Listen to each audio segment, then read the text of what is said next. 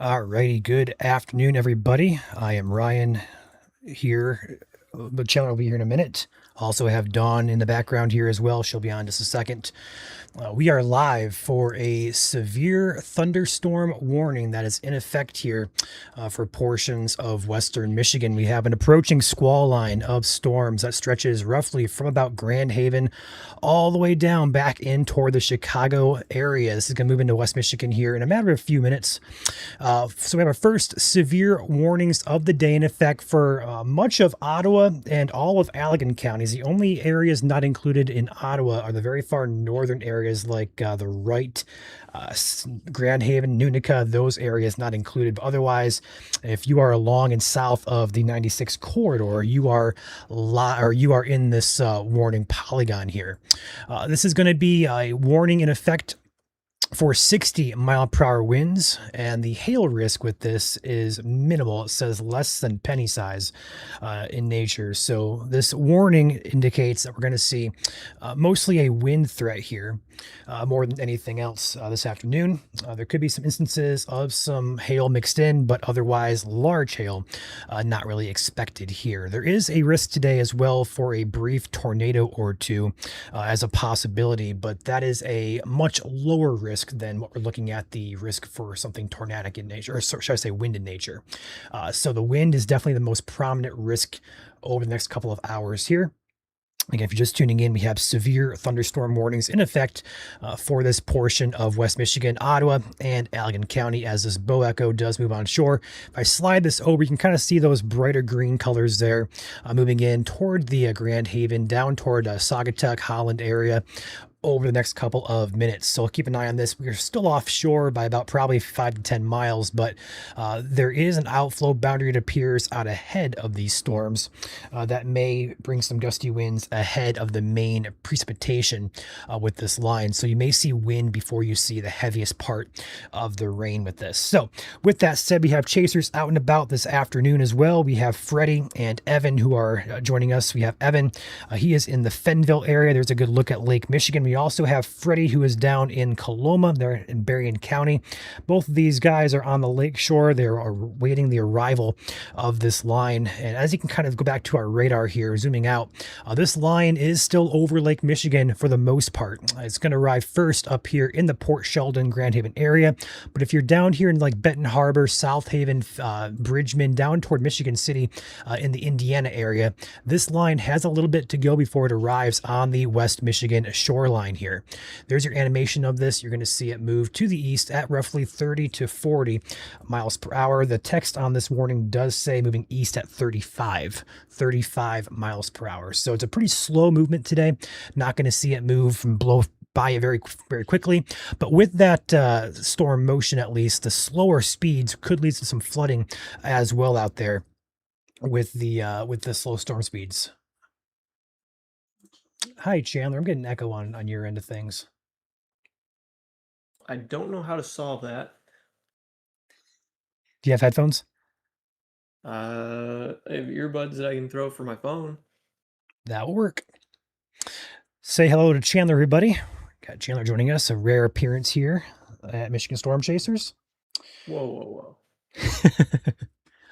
We got you guys covered here through the afternoon. We're going to also keep an eye out as well. So the overall expectation of things with this line, zooming out here, taking a little bit bigger look of things, this line is going to move east. As it moves east, a weakening trend should be noted with this line. So just how far east it gets, if you're down there toward Detroit or Ann Arbor or Flint areas, we're not entirely sure how far east it's going to make it, but we're already kind of seeing a slow weakening trend with this. So if I had to guess, I don't think it's going to be that big of a major issue for the east side, but I could be wrong with things. The better environment right now is sitting just off to our south along the Indiana border and points southward. So we're have to kind of see how it all plays out and shakes out. But in the meantime, these yellow polygons as our first severe warning of the day. Taking a peek at velocity, we're also taking a look at the velocity wind speed, should I say. As it moves closer to the radar here, we're going to see that weakening trend, the brighter greens turning to a darker green. That indicates the winds are coming, they're weakening or becoming less in nature. So we're at like 60 miles per hour, down to 50, down to 40. So with that being said, keep an eye out along the leading edge and just ahead of this line, just because there is some outflow winds that may be pretty strong in nature before you actually get the actual rain, the heavier rain portion of this line. So if you are in that shoreline region, do take note. You may be seeing winds as soon as like right now, actually, could be happening now. We're keeping a close eye on the outage map as well. I don't see any outages coming in, which is good news, but of course, we're still probably a few minutes away from really diving into that and making sure and keeping a closer watch on it for the time being. But otherwise, no outages being reported at this current time. Ryan, are you still getting an echo from me? I am not at this point. Perfect. So with that I do said, have, I have 6 cameras ready to go. You just need to tell me before you are going to pull me because, again, I'm running unlimited monitors over here compared to you and our chief meteorologist, Joel Fritzma. So I need to make sure I don't have something else up on my screen before you pull them in.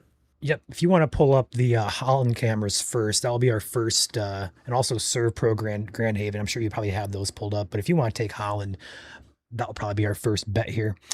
Looking at the radar here, we're going to watch this area. As I mentioned a little bit ago, the overall dynamics today for wind is there, but tornadoes and hail much less. With that said, though, there's a feature on this particular area, this area right here, the storm. You kind of see where it kind of goes up and curves back on itself. That's an area we're going to watch for a little bit of rotation possible. Looking at the velocity on this, I don't really see that happening at the current moment, but you can see there's a little bit of a brighter uptick of the greens there. We're going to watch that carefully just for perhaps a little bit of rotation here in the next coming minutes here. So going back over to our MSC radar, we have what we call storm risks, which is our beta version. It's testing right now. It basically tells you what our product thinks the severe probability of the storm is. As you can see up here, it's a 29% chance of overall severity. There is a 3% chance of a tornado with this particular segment of this line. So just a small chance there for that. Also, some videos coming in from our viewers. I'm not going to open that without checking first, but I'll go ahead and go back to this radar. Viewer out of the Allendale area reporting thunderstorms and nearby. Thank you, Shane, for this report. I'll go ahead and pull that in. Looks innocent enough. So again, if you guys have the Michigan Storm Chasers app, new for this year, we're going to be able to watch your guys' videos and reports right here live within our app and our software here. So thank you to Shane for sending this in from the Allendale area, watching these storms approach from the west.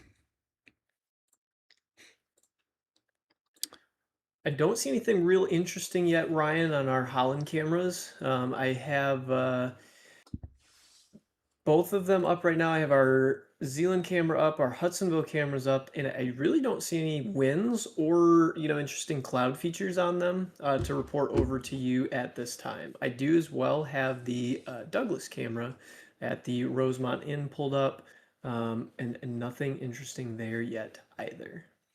Yeah, that's also to be expected just because that line is still probably 5 to 10 miles offshore there. My main concern for the time being, I think Holland would be the first up here just because we were mentioning before, this line may have a little bit of outflow winds with it, which mean that sometimes these cooler winds can push out and ahead of the actual rain. So if there's an outflow boundary, it might be about to arrive on the shoreline here in a matter of minutes. So just because we're not seeing anything now on our Holland camera here, we also have Zeeland over here, we have Hudsonville, we have Grand Haven. The outflow wind, should I say, may still be just off to the west here. So keep an eye on that, Chandler. Let me know if you see anything interesting. We'll bring that back in if you do. Absolutely. Taking this back over to our MSC radar. Taking a look across the state as well. We're going to take a look at the severe thunderstorm watch in effect. It's going to be that mustard yellow polygon here. It extends up for Kent County, over to Ionia, over to about the Owasso area. Shiawassee County not included, but it kind of cuts down. It does include downtown Lansing, also downtown Jackson, Hillsdale, Coldwater, Three Rivers, Kalamazoo, all included in this severe thunderstorm watch. It actually goes down into the parts of Indiana there and also one county in Northwest Ohio. So they do expect this line to continue moving to the east as time goes on. As mentioned before, though, the overall severity of this is going to be a little uncertain with how strong it's going to be able to keep its intensity as it moves east with time. Going over the chat here, answer you guys questions that I'm kind of seeing in chat. Dustin says, thunder over here, East Lake Campground in Hopkins.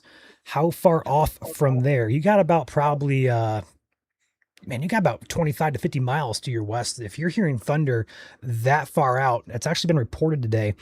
We actually heard thunder in the Muskegon area when these storms were over in Milwaukee. So there's a lot of what we call ducting going on, where we have a cap in place that's kind of holding all the sounds in and kind of amplifying them. So you're going to hear thunder today, potentially from miles and miles away from these storms. So keep that in mind. If you're hearing thunder in Hopkins, you are still a good ways away from this storm. Hopkins is right over here. There it is, center screen there, just to the south of Wayland and just to the east there of Fenville. So you got a good ways to go. Interesting to know here, Ryan. There is actually a cloud to ground lightning strike showing up on the RadarScope app that is over kind of in between Holland and Overijssel towards the Fillmore area. Yeah, right to the southeast of Holland there. There was a lightning strike reported there, so that's probably the thunder that they're hearing. Also, funny enough, East Lake Campground is where we went camping growing up, so that was kind of a interesting shout out in the chat. I was like, East Lake, wow, spent a lot of time there, caught a lot of fish there, made a lot of really good memories there. Interesting. Also want to take note that since our last show off of our videos, we have several reports coming in from you guys here across the Western Grand Rapids area. So what I'm going to do, I'm going to verify these are actually legit first and not anything too crazy. But once I do verify that, we'll go ahead and pull those in and show you guys if they are worthy of being shown. It's like Chandler disappeared and he's back. Sorry. Somebody sent a picture in of watching us on their TV. That's an interesting report. Love it. Love it, love it, love it. Good report. What do you mean? I agree. Nothing to really note, though, with the new reports coming in. So I'm sure that will probably pick up here as the storms first arrive. But this feature just offshore Port Sheldon is catching my eye. And that little, we'll call it, whoops, wrong thing there. Hold on. This one. A little bit of a comma head, we'll call it, where it kind of goes up and curls back like a backward C or like a kind of like an N shape. When we see that on days with better wind shear and spin, that catches our eye more so than it would today. But checking out the velocity on this just to make sure I'm not going to miss anything. This is going to be probably more so just some wind there. I don't see anything there really worth pointing out to be too crazy, but it's certainly interesting on the reflectivity. So if you're just tuning in on the east side of the state, this line is progressing east and a little bit south with the eastward movement, but it is moving pretty much east. So that means places like Lansing and Jackson, Coldwater, Kalamazoo will be in the path of this. We're not really sure how far east it's going to go on the east side of the state. So over in Ann Arbor, Flint, Detroit area, it may make it over to you. By the time it does, though, it may be weaker in nature, or perhaps it may also dive south into the better environment there. So we'll have to kind of see how it evolves. But in the meantime, pay attention to new watches and warnings that are issued, if any are issued. And it's going to be a matter of time before we actually can kind of figure out how it's going to evolve. Still nothing to report here, Ryan, on our cameras. That is really interesting to me. So if I start seeing winds pick up or I start seeing something else, again, I know we're pretty good ways offshore yet. I will definitely let you know. Sounds good. Evan out here still in the Fenville area. So those who do not know, Fenville is just south of Holland, north of South Haven, near Douglas. He is probably about 10, 15 miles away from these storms. So he's got a good look at things. Also, as mentioned before, we have Freddie sitting off to the south toward the Indiana border in the Berrien County, Coloma, Michigan area.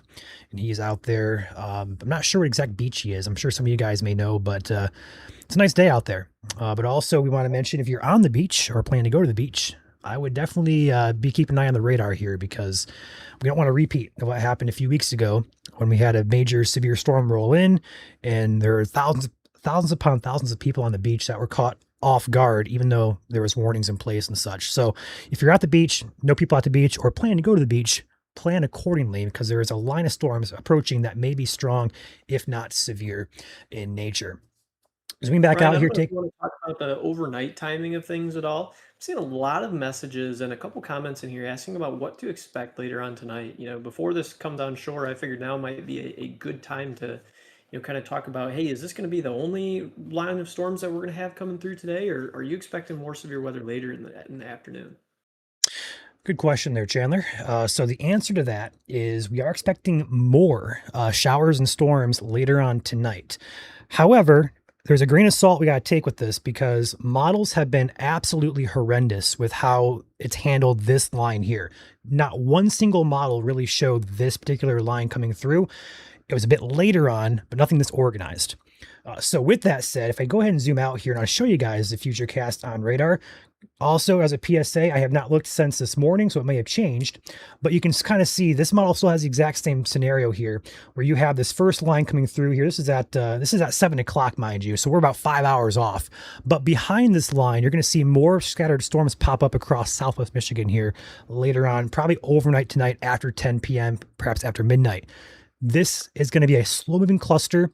Cannot rule out a severe storm within there, but I think our main concern later on tonight is going to be the flash flood risk because this line currently moving through has a big rain shield with it, but also what comes out later, I would definitely anticipate flooding as a main concern here. But good news is it'll be localized in nature. Not going to see too much widespread flooding. But a few areas may get some pretty hefty rain, upwards of 4 or 5+ inches, perhaps. So, otherwise, across the state, a couple showers and storms possible in the UP and north and lower overnight tonight. Nothing too crazy up there. Just a brief garden variety shower or storm there. Most of the heavy boomers, so to speak, will be further south, close to the Indiana border, and perhaps across like the 94 corridor. Still calm on all cameras, Ryan. All right, sounds good. Looks like we have Freddie about to relocate, perhaps. We'll see where he's going to be heading. Freddie, if you're watching this, actually, I can just reach him on the radio, perhaps. Is anybody out chasing besides Freddie or Evan? I don't have my headphones with me, so you're going to hear our chaser traffic if anything comes through. So I apologize about that. But we'll get an idea of where Freddie's going here in a minute. Going back up here to this warning, we're also going to keep an eye on the velocity here. I'm looking for brighter greens. And as you can see here, there's not many brighter greens, but there's enough, we'll call them pockets of just a little bit of a brighter showing up here. It's just offshore of Holland and Port Sheldon here. So if there's any bad wind coming, it's still likely offshore here. Also going to keep a close eye on that outflow boundary. Freddie is watching. Sounds good, Freddie. Thank you.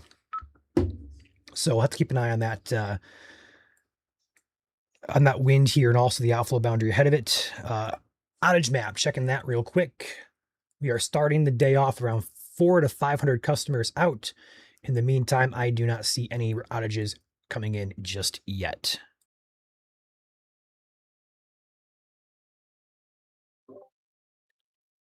It's kind of like the anticipation, Ryan. We're waiting. Yeah, it's kind of a wait and see game is what we're doing. If you guys have questions that you want Ryan or I to answer, or that you want Dawn to answer, by all means, ask them away. Now is the time before everything comes on shore. Absolutely. I'm going to have a Giardelli chocolate square. Shout out Giardelli. Is that how you say it? I think so. That's how I say it.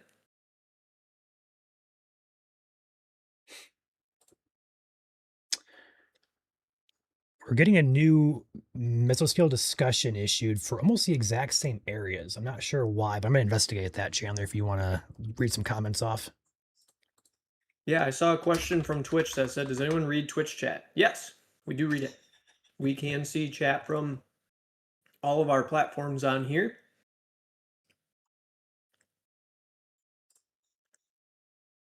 Try not to choke to death on the chocolate now.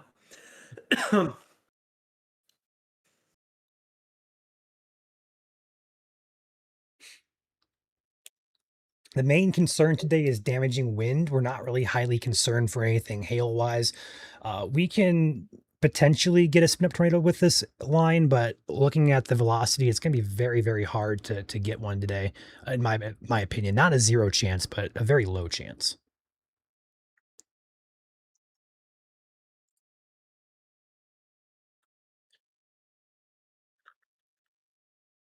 St. Clair Shores, you guys are on the very far other side of the state. If you're on the east side watching, I'll say it again. I am not highly concerned for you guys over there for the time being.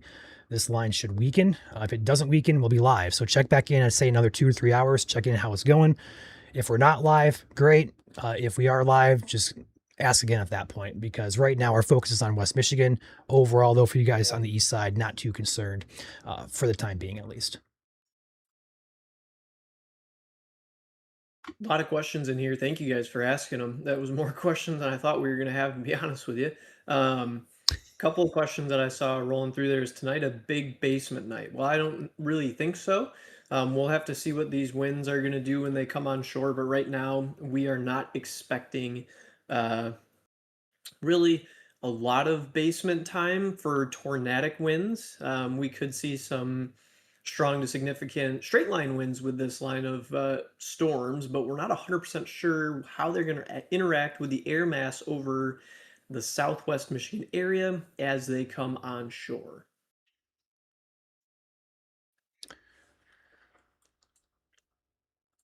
I also did see the compliment. Thank you for saying that Ryan and Joel were awesome, but it was good to see me on. Yes, I do still work here. Hello.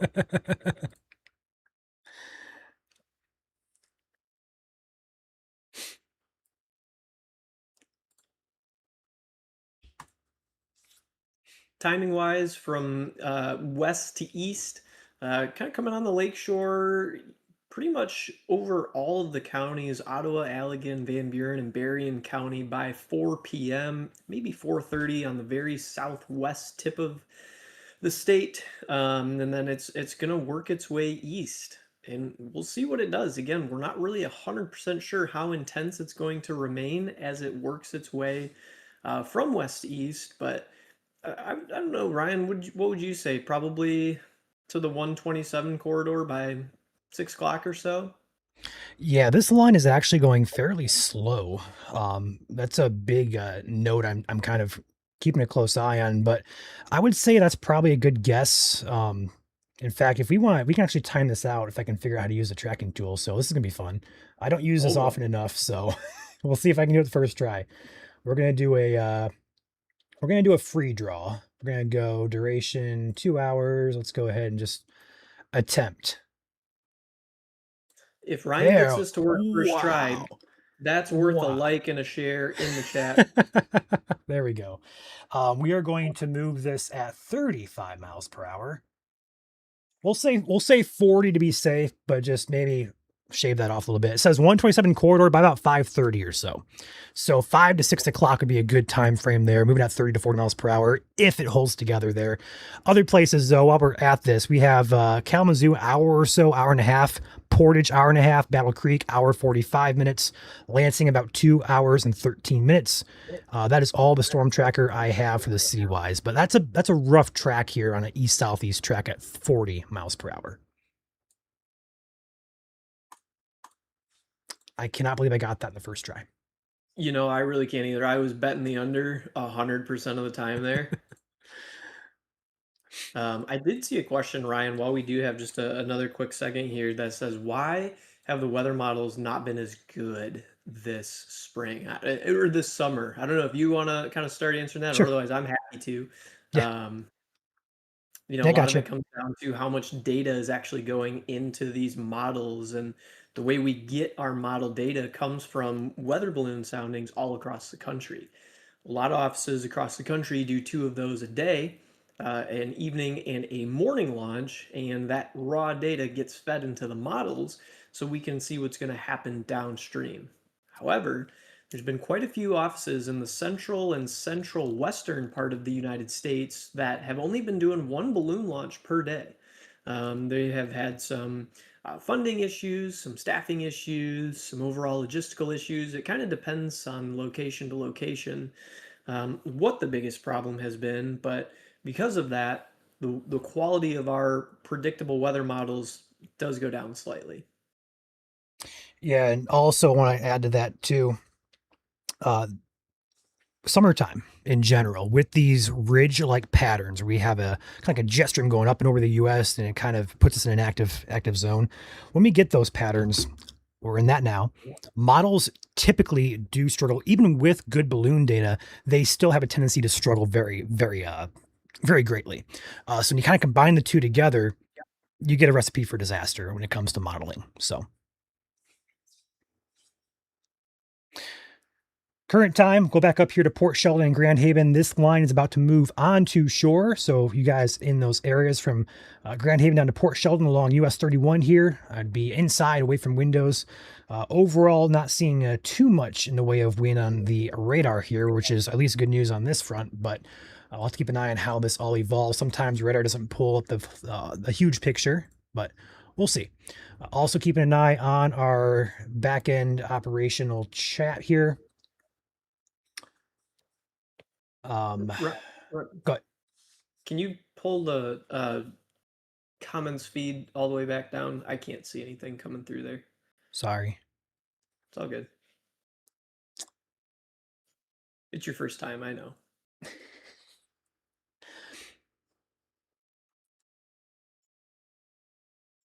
I still am not seeing any winds on the Grand Haven camera, on the Hudsonville camera, on the Holland cameras, or the Zeeland cameras. I am seeing a good increase in lightning, but I am not seeing any gusty winds. It's very, very still out there.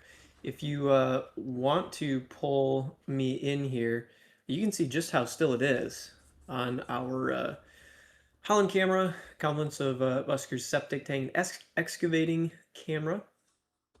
It's still. There's no movement on that flag. But again, some lightning there in the clouds. It's interesting. We're going to continue to monitor this. I've been using the flag as kind of my judge as, you know, hey, how heavy are these winds? Do we have anything significant, you know, starting to come in yet ahead of the line? And there just isn't anything coming on right now. It's not to say there won't be, but just as it stands, there is not. I do also want to mention, Chandler, this part of the line from roughly Holland on south is starting to intensify on the updraft ZDR as well as the height. So perhaps a intensification of that southern and central part of the line, but on that northern edge, perhaps a weakening trend is being noted there for the time being. It would be would go hand in hand with what we've been seeing on mesoanalysis, where the better parameters are further to the southwest throughout the state.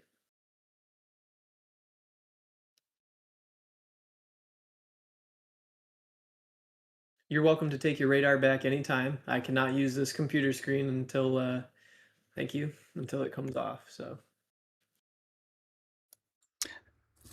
So we'll go ahead and zoom back out here. This line is about to approach the shoreline here from Allegan County in particular.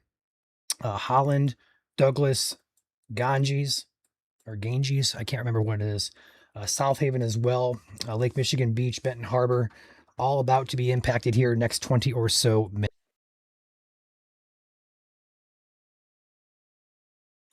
All good, Ryan? Yeah. Okay. Just communicating with our moderators behind the scenes. Gotcha.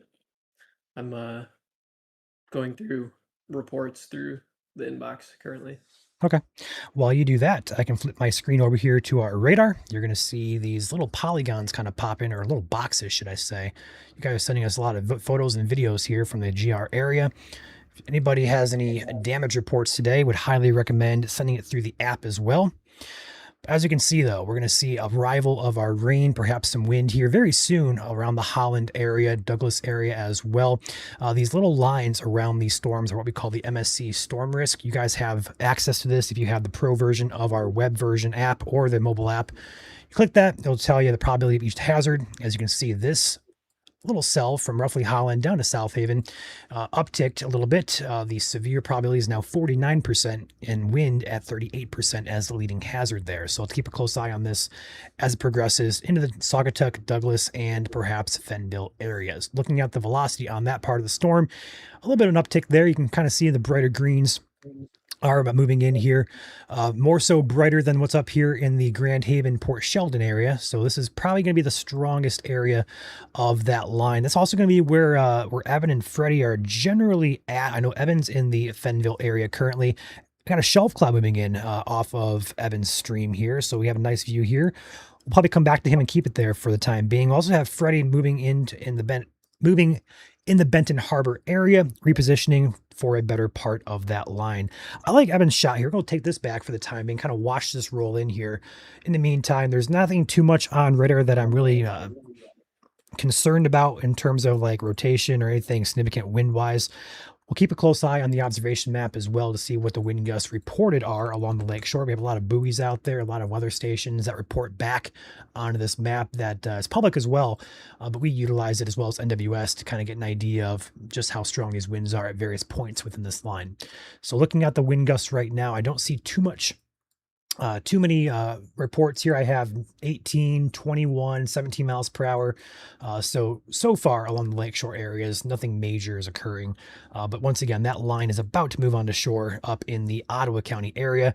It's about to move onto shore here in Allegan County. The severe warning does continue until 4 p.m., so 50 more minutes. The main hazard there is 60-mile-per-hour winds, hail up to the size of a penny, which is below severe criteria. Very nice shelf cloud on Evans Stream moving in here.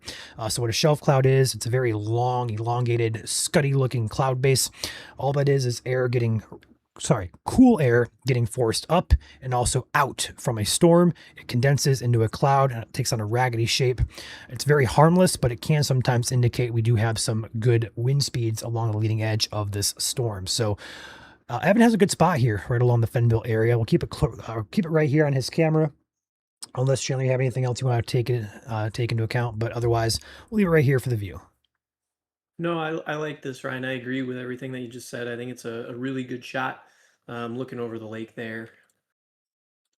I don't have anything major on the cameras yet on my end. You can see a little bit of the shelf cloud on our Holland camera. If you want to look at it, you can. Otherwise, it's not as good as Evan. So we'll keep it right here. I also want to mention something that's been brought to my attention. Behind the scenes and also in the comment section, there is a country music festival ongoing in Hastings for the time being. So you guys are in the direct path of this line. You have a little bit before it gets to you, but you are technically underneath Hastings. I'm trying to find it here, make sure I'm not speaking out of my... There it is. Hastings is not under the warning yet, but Barry County, you guys would be on deck here probably next hour and a half to 2 hours if this storm holds intensity. Be on the lookout there in Hastings if there's English. easy If that for you to festival, say. Wow. if that festival is still going on there, I'm not sure the time frames it is, but you guys will need to take shelter from this line if it does make it over to you. Ryan, if you could just refresh the messages again. I hate to keep asking you that. Sorry. If it doesn't stay on the bottom, then I can't see anything else coming in. If you do want to pull my camera in right now, or my screen in right now, it looks like that shelf cloud is moving over the Rosemont Inn in Douglas. We can see the gusty winds picking up with it now. The flag in the bottom corner over here is moving pretty good. And we do see the trees shimmying and shaking just a little bit as well. A little bit of lightning on the screen as well. I don't think that it looks major, Ryan. You can kind of give your opinion, but that looks probably like 30 to 40 mile an hour gusts, maybe a little bit more than that. But I don't, at least so far, I haven't seen anything that's made me think, oh, wow, look at that, you know? And I also want to bring that in. I agree with you about 30 to 40 mile per hour winds there. But if we look at the radar here, the camera is in the Douglas area and take a look at this. The rain is actually still heavier rain, should I say, is displaced off to the west here. Those winds are gusty before the rain arrives. So just because it's not technically lightning, thunder, rain over your house, those winds are still out ahead of this line. They're going to arrive first. So keep that in mind here. You're going to feel the wind before you see the rain and probably hear the lightning or hear the thunder. Goodness. Going back here to Evans. I'm not sure you caught that, Chandler, but I just reversed that entirely. But back here to Evans Stream in the South Haven, Fenville area. He has a beautiful shelf cloud here. That's a very gorgeous look of the storm coming on shore here. Also just got gifted memberships in chat. Thank you, Red Dozer. I also saw you earlier with a $50 super chat, Red. I appreciate you. We try to get to our super chats as best as possible, but when we're in active operations, we will miss some things. I don't want to sound insensitive, but our priority is on tracking storms, not keeping an eye on super chat stuff like that. So I apologize if I missed you. I don't mean to, but appreciate your guys' support regardless. Refresh chat again for me, Ryan, please. Just I, stop scrolling up on it. I'm begging you. I I'll had get to on my see. hands and knees in front of the whole stream. Just don't make me do it. I had to see who donated. Well, that's fine. Just make sure it gets, I'll think about it. Oh, great.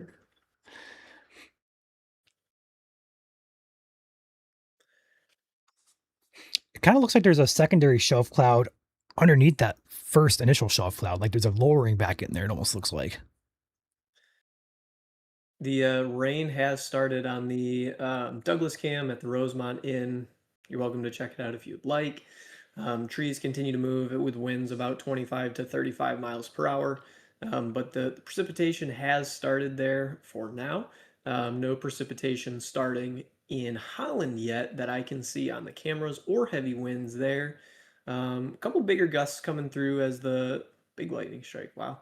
As the line continues to move on shore here, we are seeing winds pick up slightly. So its flagpole is starting to bounce around a little bit as well. You might I lose got you it. full. I got you full, Chandler. And yeah, that's some pretty gusty winds coming in there. Yeah, so it kind of confirms Ryan and I's kind of what we were thinking, that the gustiest of the winds are still going to be back with the precipitation. So just because it gets windy out in front does not mean that that's going to be it for the winds we are seeing. As that line of precipitation reaches your area is when you should be seeing the heaviest winds. Yep. And that goes hand in hand here with radar. I also got a report coming in, a picture report out of the Holland area. Looks like a very laminear, I guess that's the right term for it. Very picturesque wall clouds being sent in here from Anonymous. So thank you, Anonymous, for that. Very smooth shelf cloud here. So thank you for sending that in. That's going to be right from the Holland area on the west side of town there it comes in from. So appreciate your report there. If you guys have pictures, damage, anything like that, feel free to use our app to report weather. In the meantime, this little bow here from Saugatuck down to South Haven is now on our storm risk, a leading wind risk with 32% overall probability of severe. So a 1 in 3 chance the storm is actually severe. Also want to take note, I would say, Chandler, if you disagree, feel free to disagree, but the Grand Haven area, this part of that line on the northern edge is weakening pretty significantly over the past couple of scans here. So I wouldn't be too overly concerned for places like Grand Haven, Allendale, or Agnew. Looking at the wind there, I don't see too much that really warrants attention. The heaviest of winds is actually coming on shore just north of Douglas and Saugatuck, where the Rosemont Inn camera is. A little bit of a pocket here of right around 40-mile-per-hour winds here coming on shore just to the north of Saugatuck here. Places and roads there, obviously 196, US 31 over ISIL, 146th Avenue, 60th Street, and 141st Avenue. I would agree with you, Ryan. If you want to pull me in here again, Yeah. I do have our Oh, Holland wow. camera loaded in right now. It's a very interesting look. Typically, we see something like this off more of a supercellular type of structure, but this is it looks pretty, but I just don't think it's going to pack as much of a punch as what we were seeing down in Saugatuck at the Rosemont Inn area. We can see some precipitation out there in the, kind of center of the screen, kind of just over here by the BP sign, by this big light pole. I'm trying to figure out if these, Ryan, are some striations in here or if it's just Yeah. kind of the angle of the camera playing a trick on us. It may be both Uh, as well. yeah, yeah, you're right. It could be. Yeah, But certainly look. that camera is a 180 camera, so it's like two lenses kind of going out like this, so it can kind of distort just a little bit the image, but I do think there is some striations up there. It definitely looks like, especially with the picture we got sent in from the same area, it looks like there is some very smooth like cloud features there. Go ahead, Chandler. If you could just, continually refresh the chat, that would be great for me. Um, Everyone put it in chat. Ryan, refresh chat. Just every 5 minutes, if you could just remind him of that, that would be awesome. For those who don't know, on our back end of operations, we have a live chat that says all of the comments coming in, from all of our platforms. And if somebody scrolls up on that, well, there's no more live chat then that I can see. It gets stuck. So everyone just keep on Ryan for that. I want to take note of we kind of discussed this, but if you live in the Van Buren County area, I would potentially expect another warning to be issued for Van Buren shortly. There is a decent looking wind pocket here just offshore of the South Haven and Palisades Park area. This is heading in the general direction of Van Buren County, so I would anticipate perhaps a warning to be incoming here shortly. Also, aside from that, just overall wind here for Van Buren, also southern parts of Allegan County. This is going to be the strongest part of the line here, as that northern edge is weakening pretty substantially over the past about a half hour or so. So anywhere really south of Holland is going to be under the gun now at this point for this line. Evan, I want to take Evan's screen back, or his stream, should I say, just because, yeah, he's got a brilliant view there. And of course, my docs here just completely crashed out. There it is. Oh, wow. Wow. This is live from around the Fenville, South Haven area in the Van Buren / Allegan County line. So keep that in mind. This is a shelf cloud. It looks really scary, but it's just a lot of cool clouds. Could have some wind mixed in within there, but it's not tornadic in nature. It's not anything besides just plain old wind and some scary looking clouds.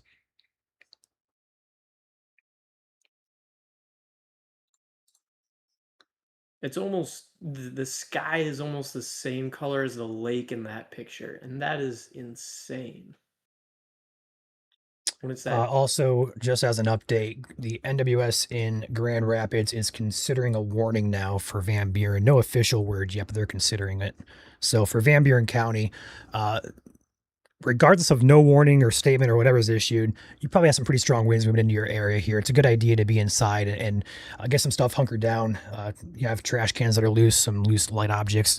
Get those secured before the storm arrives. You have some time, but don't have much time.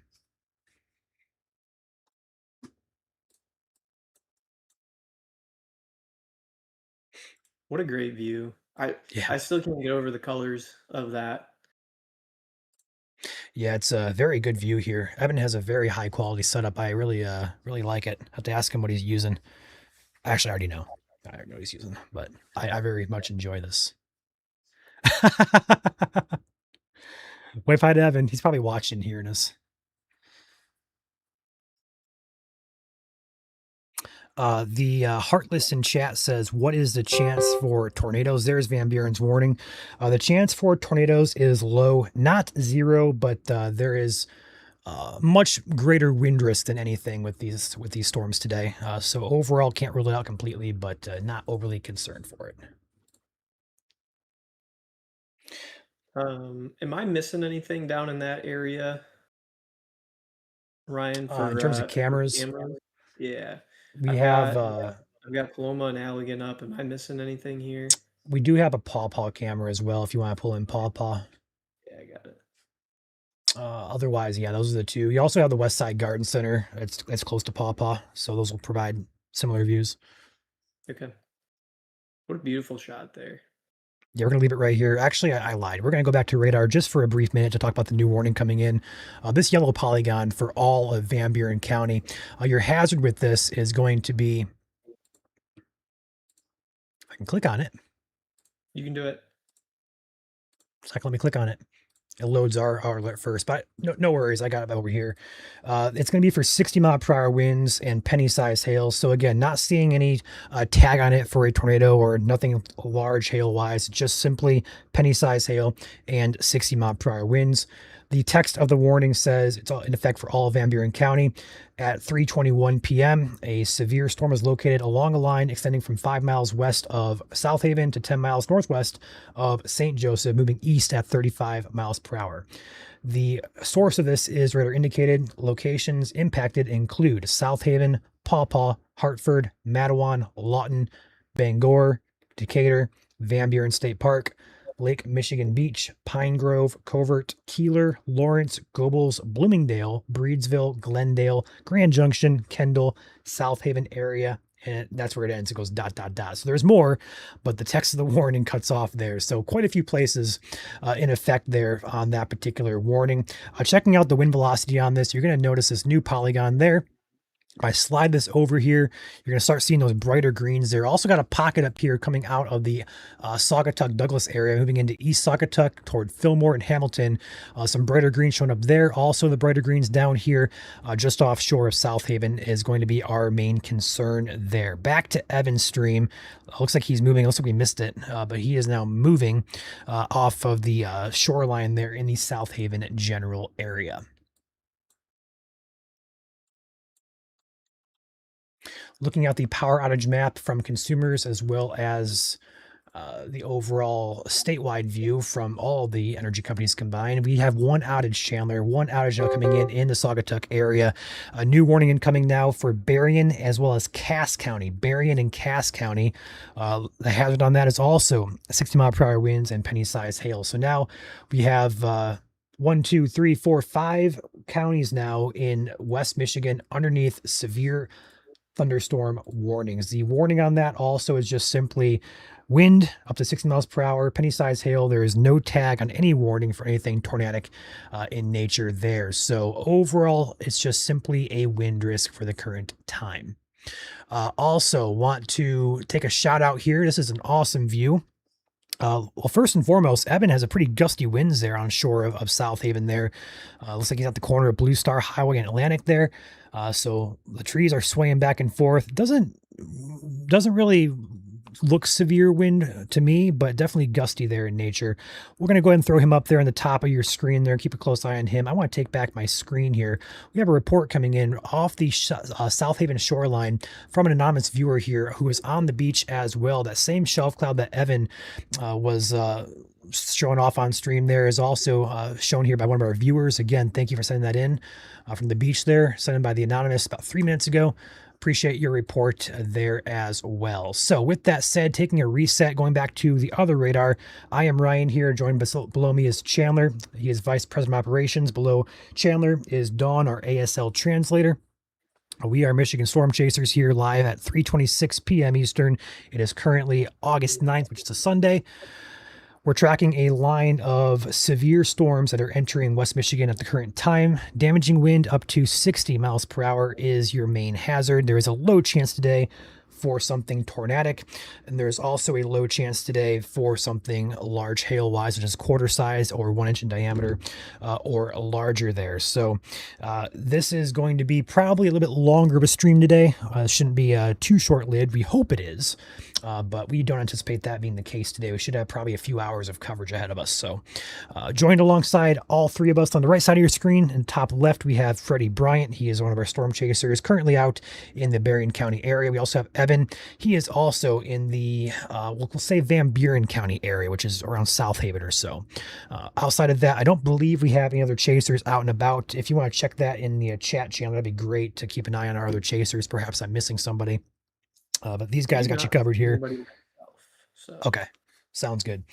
So outside of that, we also have reports starting to filter in ahead of this line. I'm going to take a look at those. We also have another outage coming in. We're gonna say at this point a major outage coming in just north near Saugatuck. Over 1,000 customers are affected at this current time by that outage. So we'll keep a close eye on that further. We have a good picture being sent in here from one of our viewers in the Fenville area. We have a picture of that storm approaching just as of 3 minutes ago here. Thank you, Jacob, for sending this in to us. So there's your picture of that approaching as well. We have several reports coming in. I'll have to keep an eye on these as they filter in, but otherwise, thank you guys for utilizing our app and submitting reports. So this is huge for us, honestly. This is our first time getting to use this feature on stream, so I'm excited for it. I hope you guys are too. I'm working on getting a video up to the page, Ryan. Sounds good. Evan sent in. Sounds good. So Chandler does that. We'll go ahead and take back a look at the radar here. As you can see, this line still is off of Lake Michigan for a good majority of us. It stretches back to Chicago, but I want to kind of take a step back and say, aside from the severe weather threat here, which is obviously ongoing with wind, the slow movement of these storms will allow for some quick accumulation of rainfall, which could lead to flooding. So if I click the play button here, you're going to notice it looks like it's moving pretty fast, which it is and also isn't. 30 miles per hour or so is your storm speed off to the east. So when it rains, it's going to pour, so to speak. So don't be shocked if you have some localized ponding of water on roadways and such. So taking back the velocity on this, looking at the wind speed, South Haven is potentially about to get slammed here by some pretty gusty winds. This brighter pocket of green here on the radar is going right just to the north of South Haven. It's going to move on 196 here at 103rd Avenue, 102nd Avenue, as well as County Road 388 on the north side of South Haven. So prepare now in the South Haven area for some really gusty winds. I also want to take a look at Freddie's stream in the top left, pull him full. He's got what appears to be that shelf cloud moving in as well. So we'll keep a very close eye on him. Looks like he's at a beach there in Stevensville. Stevensville, for those who do not know, is going to be in Berrien County, which is just offshore of the storms currently. I tried to refresh Freddie. I think I lost him entirely. That's not good. We'll go back to the radar screen here. Keep an eye on Freddie in the top left to see if he comes back with that. Otherwise, we'll have about probably 10 minutes or so before that actual part of the storm reaches Freddie. Okay. Freddie, if you copy, if you could refresh your stream, that'd be great.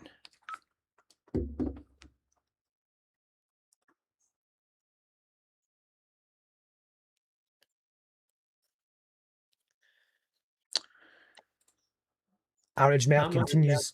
Oh, Jinx, you owe me one, Ryan. I was waiting for you. You were waiting for me. Outage map here continues to show outages filling in across the Saugatuck area. We're over 1,200 customers affected now. Also have a little bit more sporadic in nature toward Hamilton as well. So it looks like we have some a pocket at least of damaging wind in that area. Go back further north to that. It's going to be right about here, probably where this little indentation is. Near the Overijssel and Hamilton areas. This is going to be likely where it's happening over 141st Avenue, 136th Avenue, heading directly into Hamilton and Fillmore areas shortly. So if you're downstream of this, moving pretty much due east. So if you're down in Dorr, Wayland, and Hopkins, be on the lookout for this. Chandler, if you want to pull in the Wayland camera as well as the Frontier truck parts camera if it's online, it might be offline, but Wayland will be the next one on deck here for you. Yes, I will get Also, those loaded and ready to go. Please refresh the. Sorry, I got something caught in my throat. Refresh the chat if you could, please and thank you. Don't forget, y'all. Keep Ryan honest. I think the main concern here would be South Haven. We're going to be seeing the pocket here of brighter winds moving right into town. So we'll keep an eye on the outage map here in South Haven just to be safe. I would definitely anticipate in the South Haven area, also downstream Lee, Bloomingdale, and Breedsville, anywhere between those areas. You should be inside and away from your windows there. Chandler, if you want to take over when you get a second, that'd be great for like 2 minutes. Can you give me 1 minute? I'm That's trying fine. to get this posted. That's fine. Evan here in South Haven is right out ahead of that line. That's a nasty looking shelf cloud there.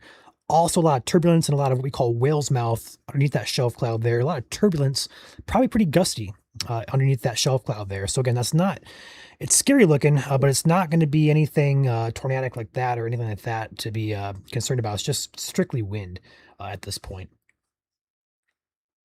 I'm going to try to refresh Freddie one more time here to see if we can get him back.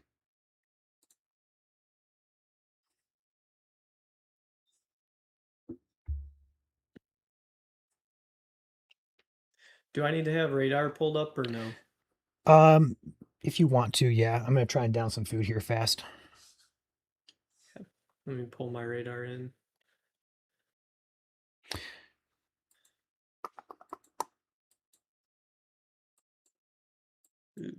South Haven is not covered by Consumers Energy, so we'll have to keep an eye on Van Buren County as well as Allegan's outage map. All right, I'm ready if you are. Appreciate it. I'll be right back.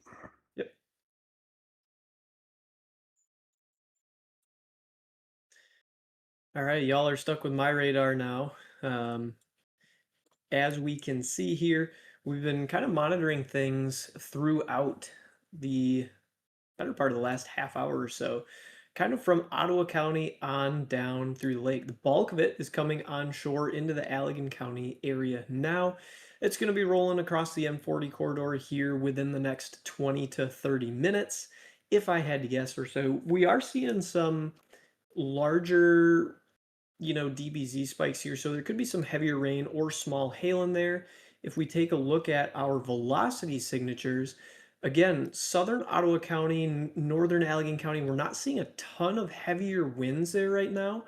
My main area of focus is just offshore and just coming into northern South Haven right now. If we flip on our handy dandy inspector gadget here, we can see some pockets of almost 50, maybe a little bit more than 50-mile-an-hour winds, 3,000 feet off the ground. So there is the potential for that to be mixing down to the surface. We just won't know. If you have the Michigan Storm Chasers app and you're in the South Haven area, you can definitely submit a report over to us. You can submit a picture or a video right through our app, and we'll be able to see that with location in real time if you're seeing ongoing severe weather in your location. But outside of that, we continue to monitor up and down the lakeshore in West Michigan. The bulk of the precipitation is still outside of Berrien County, way out of Cass County right now, to Van Buren County as well. Right now, the Allegan County area definitely is going to be taking the brunt of this. So if you're in the Allegan County area, especially at and east of the A37 corridor, I believe that's 28th Street, that once you get into Allegan County, that runs all the way down. I could be wrong, don't quote me on that. Areas like Dorr, Hopkins, Wayland, Martin, Allegan again, it's going to be heading your direction within the next 15 to 20 minutes or so. So if you're outside, now would be the time to get ready for it to come through. If you have anything loose outside, like some lighter lawn chairs or maybe a trash can, get that near to somewhere where it won't blow away. The area that I'm most interested in right now, again, is just to the north of South Haven, where we see these brighter colors, these blues. That is where the heavier winds are located. So there's a couple pockets here of 51 miles an hour, 50 miles an hour. There's one there of 56 miles an hour, impacting the South Haven Highlands area. So the northern part of South Haven is going to see these heavier winds right now. Again, these are just radar indicated wind velocities. These have not been confirmed on the ground, and it wouldn't surprise me if they're actually a little bit closer to the Lee area, because I do think that the velocity signature is just a little bit delayed.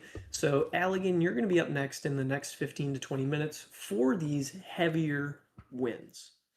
Welcome back to the stream, Ryan. He is our president and leader of operations. I am Chandler. For those who don't know me, I'm our vice president. And underneath both of us is Dawn. She's our sign language interpreter and a rock star.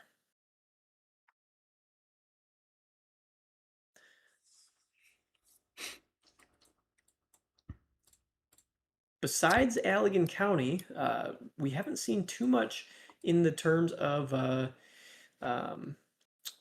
anything going on really in Van Buren County yet, or Berrien County. Precipitation still offshore. Ottawa County right now looks to be kind of just, I don't want to say walking through the motions, Ryan, but does not look too significant through that area right now. Yeah, Ottawa County in particular is an area I just don't really see much concern for. Looking at the observation map as well, I have not seen anything above 20 miles per hour. 21 is the highest gust I see over the last 20 minutes. So actually, I lied. Just refreshed here. We have a wind gust at Grand Valley State University area, 49 miles per hour there. Interesting. So that is interesting. So even though it doesn't look impressive on radar, I'm assuming the outflow winds there is what's actually causing that, but that's probably some pretty strong winds regardless. So If you're in Kent County, 49 is not severe by technicality, but it's still pretty gusty. So be prepared at least for some fairly gusty winds as this moves your direction here into Kent County. It's currently in Allendale, Hudsonville areas. Do we have the Hudsonville cam pulled up, Chandler? I did. You're gonna have to put it back on your radar so I It can is. get there. You're Okay. good. Yeah, you're good. So we have a couple cameras there in Hudsonville. We have the Auto Body Experts cam and also Grand Equipment Company. I'm kind of curious to see what they're both kind of showing there. That's just south of where that wind gust was reported, but also the wind gust was also reported that is out ahead of this line. So that tells me it's outflow, primarily outflow, more than anything. Not much to see on anything there, Ryan. Okay. How about Zealand? Nope. Okay. Byron Center? Guess again. I tried. So I'm going to take back Evan's stream here. Looks like he's glitching out a little bit, but he had a good view. There's a shelf cloud. That's a very picturesque shelf cloud there, guys.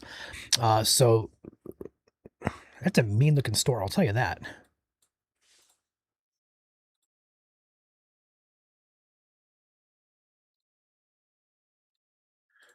We have a lot of pictures being sent in now from our viewers. A lot of these are sideways.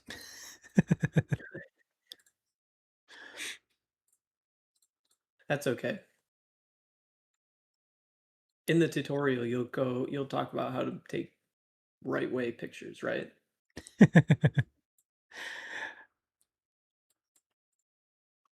Yeah, I don't have much in the camera front right now, to be honest with you. So That's fine.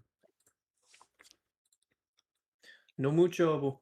Lo siento, mi amigo. We have a couple areas here. I'm going to take back my radar here and show you guys some of the views that you guys are reporting from us. If you first could refresh the chat, that would be exceptional for those of us in the other back end side of things. We have one report here in the Diamond Springs area.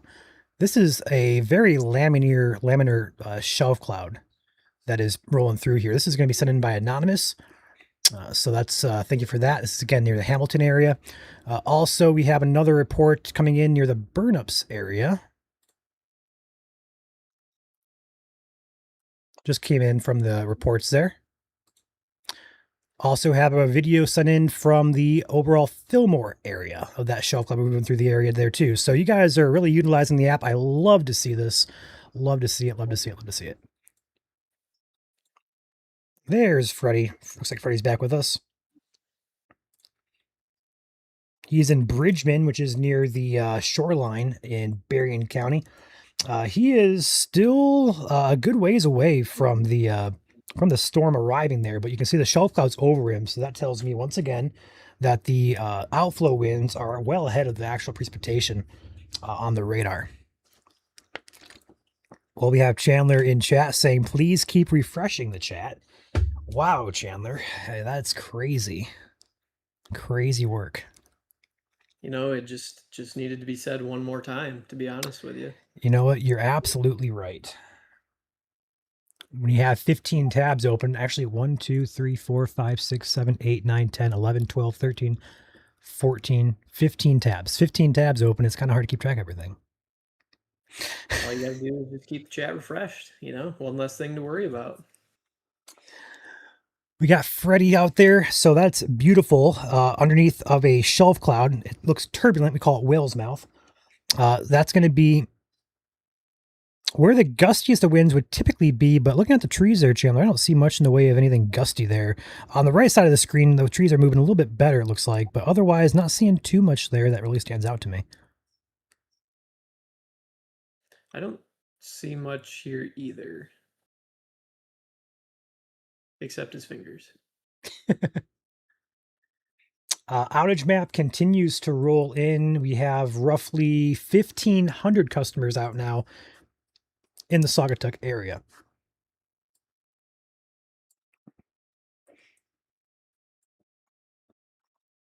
Back to radar we go. I was gonna say either do that or Evan's camera. Look at the shelf cloud on his camera. Goodness gracious. Beautiful striations in there.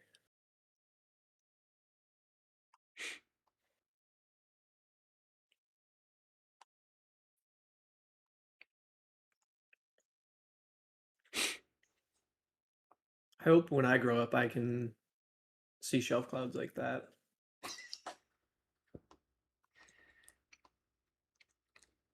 We have been so busy this year that Chandler and I have not been able to get out and chase that much, and that's definitely weighing heavy on us because at heart we're all storm chasers here, but we have a responsibility to you guys. So it's kind of the best of both worlds, but also not the best of both worlds. This is not the UP, Garrett. This is going to be in southern Lower Michigan. I just tell people just do what I do and blame Ryan. Makes me feel better. He does the same for me, so it's a give and take relationship. I feel like we banter pretty well. Mm-hmm.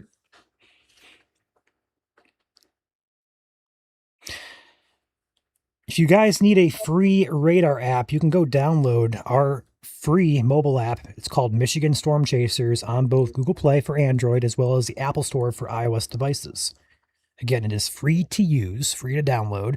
There are options to upgrade, but it is out and for you guys to use. You can also get live alerts from the weather service, but also us as well. In fact, I'll take back my radar and show you guys. For those of you who are in the path of this particular storm, I sent you guys a custom alert at this time we went live. This is going to be that blue box here that extends from Grand Rapids over to about Portland, down toward Hillsdale, and points back here to Lake Michigan. This is a custom alert that we sent out. We said, hey, heads up, we're live tracking storms. Give you guys the link to click on. So if you want that option as well, it is all free on the Michigan Storm Chasers app. So go download if you have not downloaded already. Ryan, if you want to take my screen live, I do have the kind of whale's mouth appearance coming over our Coloma camera right now. We are seeing some gustier winds through there. I haven't seen anything crazy, but definitely some 40 to 50 mile an hour gusts have rolled through there. Also, confirmed gusts to 58. That is at severe criteria at Saugatuck. 58 mile per hour wind gust at Saugatuck. I'll go ahead and get that posted, Chandler. I got you. Okay. So that is officially our first severe wind report of the day there. And that's also why you see outages in the same area. I was kind of wondering how long it was going to take until we were actually going to see one that came in. So it's good to see that the severe warning is verifying. So also, report of trees and wires down in Douglas. The updated warning now says observed 60 mile per hour winds. So this is now confirmed moving through Allegan as well as Van Buren County. Also, Ottawa, I believe, as well. Yeah, they upgraded Ottawa to observed as well. So the entire... I spoke too soon. They just trimmed back the Ottawa County warning, so Ottawa County no longer in a warning. They did continue it for Allegan County, though. So all of Allegan, all of Van Buren, north half of Berrien, northwest half of Cass is now in a severe warning. The only one confirmed is going to be Allegan County, 60 mile per hour winds there. Ryan, feel free to take, when you're all set, your weather radar. Wow, your radar back is what I was looking for. Easy for me to say, I guess.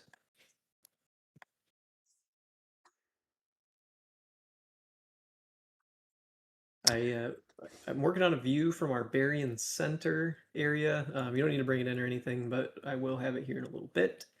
Otherwise, nothing else rowdy that I am seeing right now. I'm getting that post up here shortly. Sure. Again, if you're just tuning in, as you can see on the radar loop here on screen, we are tracking a line of severe thunderstorms as they cross through the southwest corner of the state of Michigan. As of this time, we do have an active severe thunderstorm warning for 60 mile an hour winds for Allegan, Van Buren, Berrien, as well as the northwest portions of Cass County here in the southwest portion of the state. We do expect this line to continue to work its way from west to east. However, we're not sure how intense it's going to remain as it works its way from west to east. Taking back Evan's stream here, he is still out ahead of that shelf cloud, the leading edge of the storms there. He is in Allegan, Michigan, so that's going to be right in the heart of Allegan County. So that's going to be his general area. We also have the Allegan County, or the Allegan camera at Cole Concrete, Chandler. You get that one queued up and ready if you want to. Looks like he's gonna take a look at the storm here in a cornfield. He's got corn on both sides of him. It's a dirt road. Okay, I didn't see the road until he shut his camera down. That's the West Michigan special. That's how we all learned to storm chase up there. Exactly.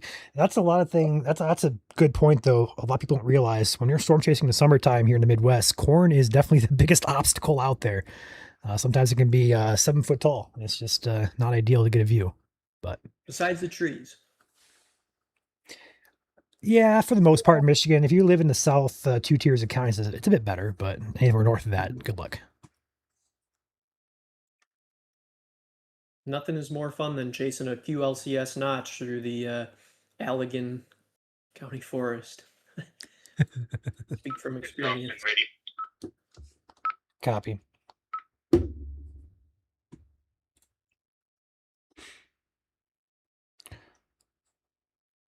When you take your radar back, Ryan, excuse me, Ryan, if you want to do a track across the portions of the state so we can show everyone else when it's going to be heading in their direction.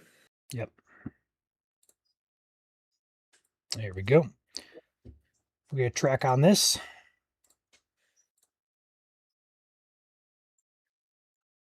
Let's see if he remembers how to do it. Oh, yeah. Oh, yeah. Look at There that. we go. Perfect. All right. El Presidente. So on the storm speed here of, we'll go ahead and do 40 again. So we're going a bit aggressive on the storm speeds. They're probably closer to 30, 35, but I'm moving 40 just to be safe. Storm track and speed on this puts it in roughly Kalamazoo in a half hour. There we go. Portage, 37 minutes. Battle Creek, about an hour. Jackson in 2 hours. Ann Arbor, 2 hours, 45 minutes. Saline area as well, about 3 hours out. So that's your general track of this. All the cities I have to imagine, though, Coldwater, around the same time, about 5:50. Albion area, about a 5:20 p.m., about an hour and a half there. Sturgis, about 5:20 as well. That's your general track of these storms. Also, want to circle back around to the Hastings area. You guys have been reported that you have a country music festival ongoing there. These storms are getting closer to you. It looks like the heaviest part of the line might be taking a beeline here toward the Hastings area. So keep that in mind. The wind doesn't look overly impressive, honestly, on velocity radar, Chandler, but still, excuse me. We're still getting reports of actually, I don't believe we're getting any reports out of this area just yet. I know we're getting reports up in Allegan County near Saugatuck of damage and outages there, but I've yet to hear anything from the South Haven or Van Buren County area. So either way, this has a history of producing some pretty significant wind gusts in the Douglas and Saugatuck area. Also, want to keep an eye on the Grand Rapids Metro. You guys are probably getting the worst of the winds right now, if there's any wind at all. But otherwise, I think the main concern here is in Allegan, as well as Van Buren counties, as well as Cass and Berrien. But Hastings, you got probably about a half hour to 45 minutes before you guys need to be out taking shelter. Ryan, we are going to have the shelf cloud coming over the Allegan camera. Compliments of Cole Concrete. We can bring, yeah, I was going to say, pop it in if you want to. It's slowly going to work its way through the shot here. This is the same one that we just saw on Evan's stream a few minutes ago. Going again right through central Allegan County.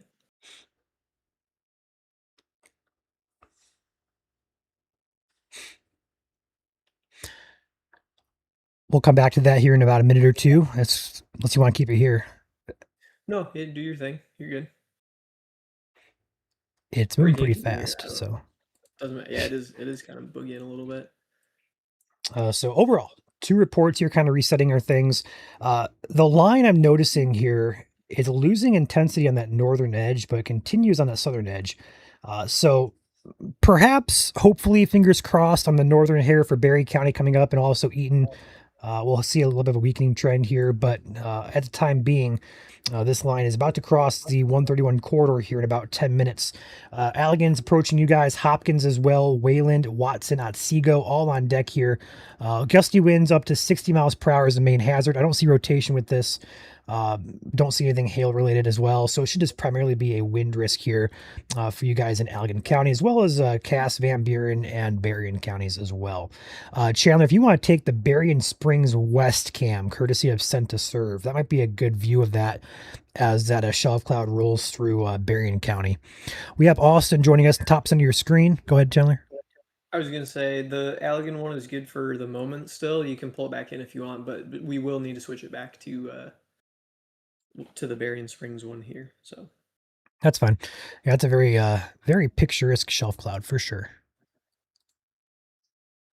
send the reports into the app. I know Ryan talked about it a minute ago, but if you're in this area, our free weather app to download has a reports feature in it.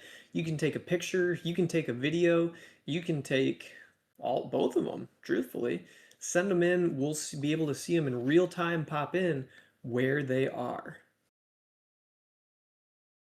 Very nice shelf cloud, Ryan, working its way through. We should see the wind start to pick up here just a little bit as this continues to come through. Chandler, if you want to watermark Freddy's video, that's 15 seconds long, in chat C, get up on the page, please. Where is it? Or I can't. I have the video, but where is it from? I'll ask. Okay. I'm guessing New Buffalo Beach. While he does that, watch the trees carefully here as that shelf cloud passes over. They are starting to move a little bit more now. Yep. We'll see just how strong these winds get. At the current time, I'd say about 25 miles per hour or so is probably where these are at, maybe 30 or so. New warning coming in here for Allegan. The current warning on this expires in 4 minutes, so what they're doing is just reissuing this, probably a trim back as well for the eastern half of Allegan County there. They do not plan to issue any severe warnings for Kent at this time. So their guys up there in Grand Rapids area, Kent County, for the time being at least, they are not planning on issuing a warning up there. So they went ahead and trimmed it back just a hair. We'll take the radar quickly here. You can see the new warning polygon cuts off here at the Hamilton, just to the east of Fenville, back down here towards South Haven. So they did trim it back for a good chunk of the county there. That does continue though. 60 mile per hour winds is your hazard with this particular line. I can't click on the new warning here to get an idea if they update anything. Sector this one. I can't do it on that one either. So I'm going to assume that the new warning is just for 60 mile per hour winds. I don't think they do anything for hail or anything like that. Let me look at this officially and make sure I'm not crazy. Ryan, if you want to take my camera here, I do have the Berrien Center camera looking west, compliments of Sent to Serve. We can see that shelf cloud looking off to the west. Little, I don't want to say thin, right? But not as many striations as perhaps we were seeing a little bit further north. So, it's kind of cool how these shelf clouds can change their structure, a couple miles north and south of each other. I think the distance from there is probably what, 40 miles as the crow flies, if that. Yeah, I'd say so. So, again, remind everyone, just tell Ryan to refresh his chat. I am refreshed. Hey, I'm just saying, more refreshers are always good. No, it's just plain picking on me at this point. I mean, okay. Don't even try to deny it. So we have a report coming in from Anonymous here in Allegan. Go ahead and pull this in. This is looking, it appears to be to the west here. This is going to be, this is going to be Allegan County here as that storm approaches. So a lot of scud in there. Probably going to get pretty windy there for the time being, but thank you to Anonymous for getting that sent in. We have a lot of reports. I zoom out here, a lot of reports coming in as this line progresses through the state. So I'm going to kind of cycle through these for the time being. If I find anything worth showing, I will show it. But for the time being, back to radar, clicking the animate button there.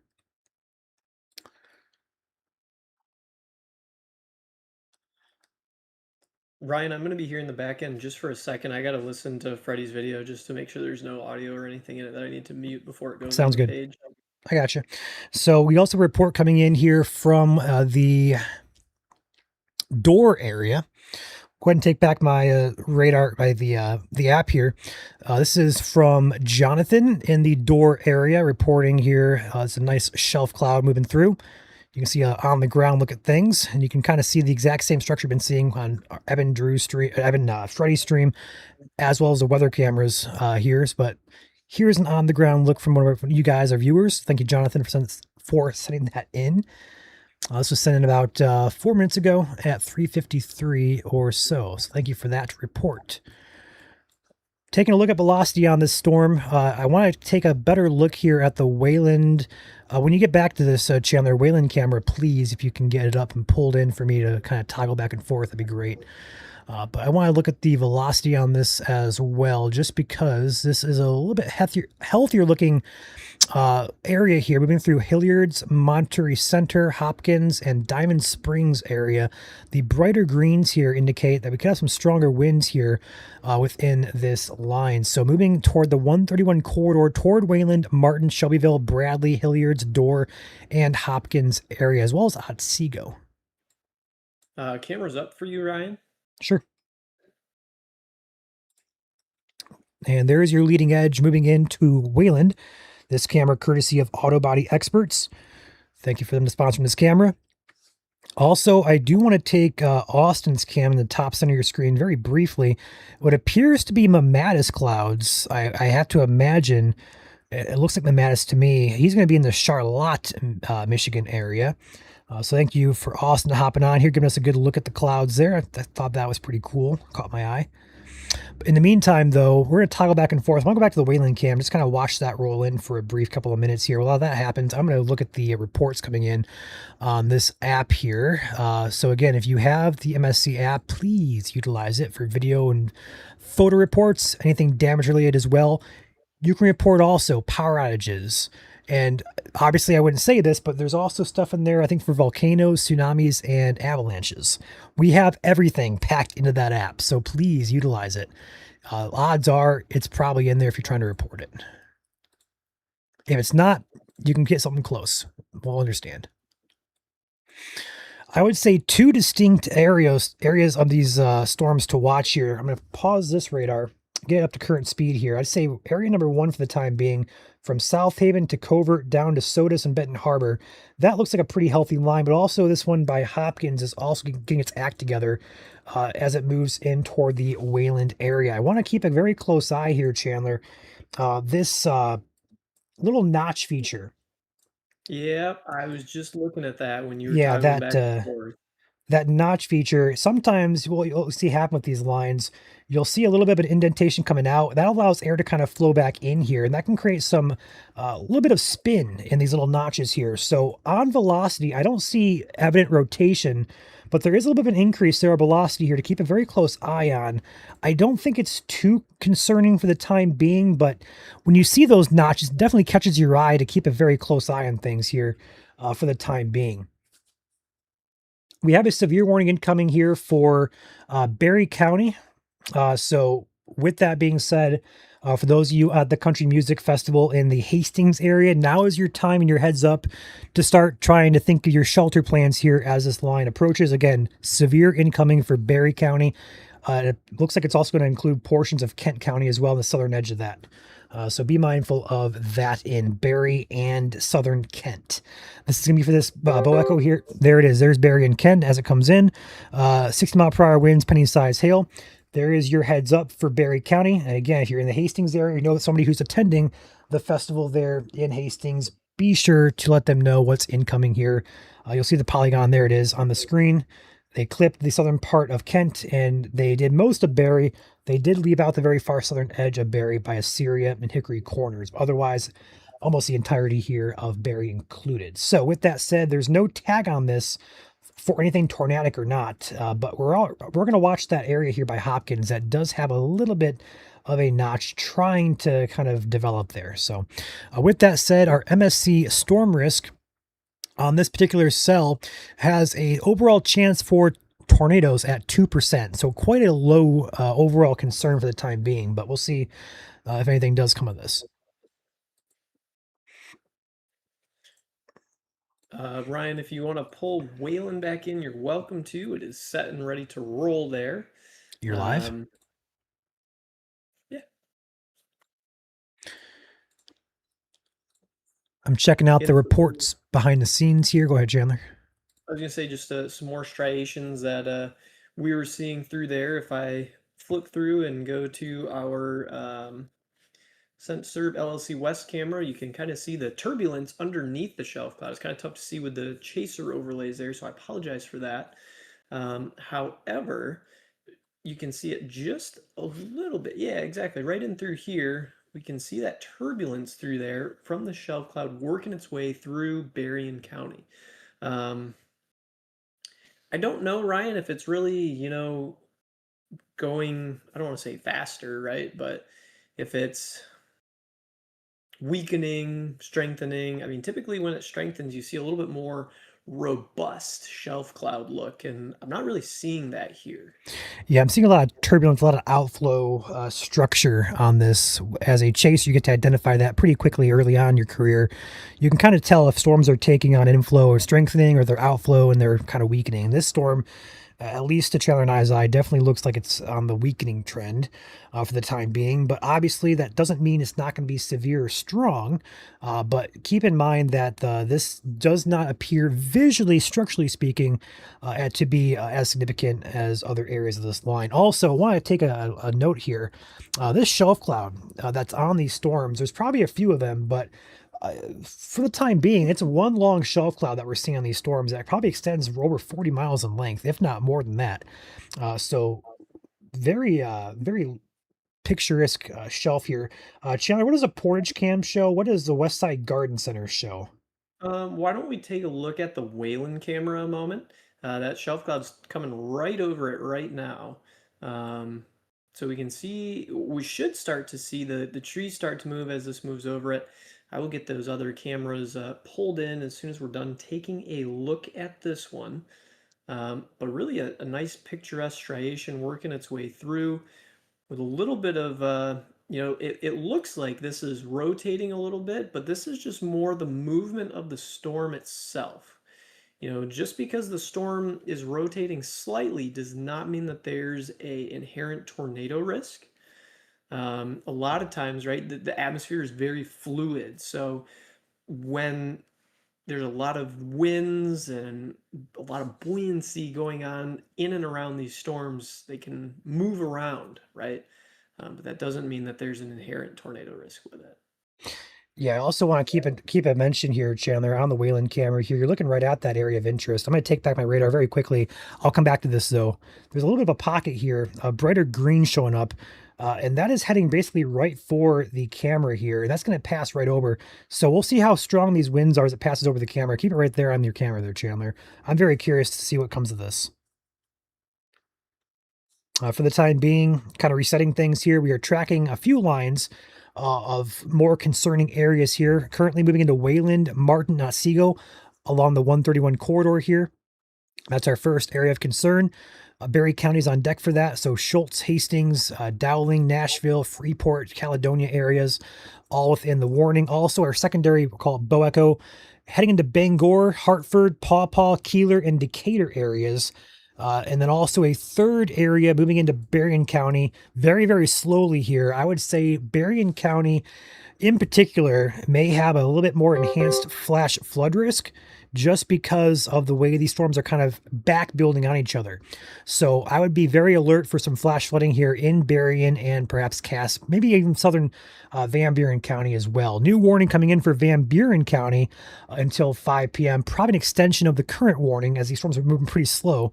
We'll get that information here shortly. But again, new warning incoming for Van Buren County. Likely just a reiteration of the one that's currently in effect, and it is 60-mile-per-hour winds, and that's all in effect for 52 minutes. Expires at 5 o'clock p.m. Eastern. Here comes that wind with the trees moving on the Wayland camera here. This camera is also sponsored by Auto Body Experts. Appreciate them sponsoring 5 cameras across West Michigan, and there go the trees getting a little bit whipped up there. Definitely stronger winds moving in here. This is going to be interesting to watch as the precipitation and heavier winds do come right through the Allegan area. I'm most curious about those trees in the bottom left-hand corner, kind of further back in the distance there, um, as well as the ones right behind the Burger King sign. Yeah, these ones right back here are the ones that I am most curious about. Some heavy precipitation with this here too, Ryan. A lot of wind-driven rain is hampering visibility. Wow, look at those velocities now. Yeah, this is if not severe, very close to it. I'd say at very least 50, if not 60 mile per hour winds here in this little pocket here being impacted. That's very, very gusty. Let's check the outage map here, just out of curiosity. I'm very curious, and we do have one outage in Hopkins to report, also one now near Allegan. Nothing major coming in just yet, but we may see something pick up here. This is definitely some stronger winds here. Moving into Wayland. Also, if you're out ahead of this, it's going to be following 135th Avenue to the northeast, so 137th, 136th, 140th, 139th. Kalamazoo Drive, 141st Avenue, up toward Middleville, be on deck in the Berry County area. Also, we have this... okay, that's not a road. That's actually a polygon. So I'm missing that one. Division Street as well. That's going to be the general area here. This is tracking. Definitely some stronger winds here impacting downtown Wayland. If you want to take your radar back, Ryan, I'm going to start getting these next cameras ready to roll here. Yep, I got you. So there's your movement, and as you can see, Wayland is being impacted right now by this line. It's heading basically directly toward Middleville and the Irving areas here. So this is your more early heads up down there in the northwest corner of Berry County. You have some very strong winds that are impacting Wayland at the current moment. New scan coming in now for the Wayland area. Check out the velocity on this. It's not updated just yet, but it should be updated here any minute.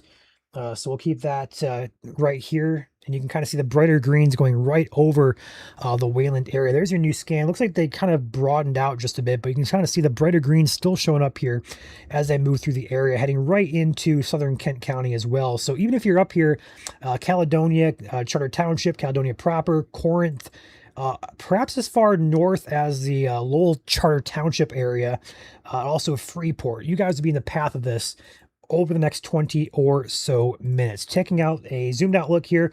The reason I was talking about flooding risk is because this is very elongated back here as it fills in to the west here. So Berrien County, this is going to be your flood risk here through the evening hours. And this could be pretty significant in nature for places that do repeatedly get hit by this big old blob of rain.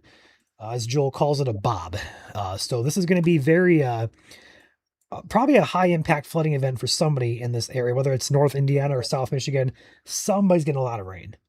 I said this morning's briefing and the video as well I did this morning for YouTube. Somebody's going to get a lot of rain. And this is going to basically, we're seeing it play out real time. What's interesting here, Ryan, as well, is I'm looking at radar here on my phone, as we're really starting to see a little bit more, pick up on precipitation on the south side of this thing. There have been a few, I don't want to say pre-line cells, but that's kind of what they are, starting to tap into some of that more moist air down here. It is currently, looking at my weather station's measurements at our headquarter office, at 73, or I'm sorry, 80 over 73 right now. So there is a lot of moisture down here for it to kind of take advantage of in terms of development.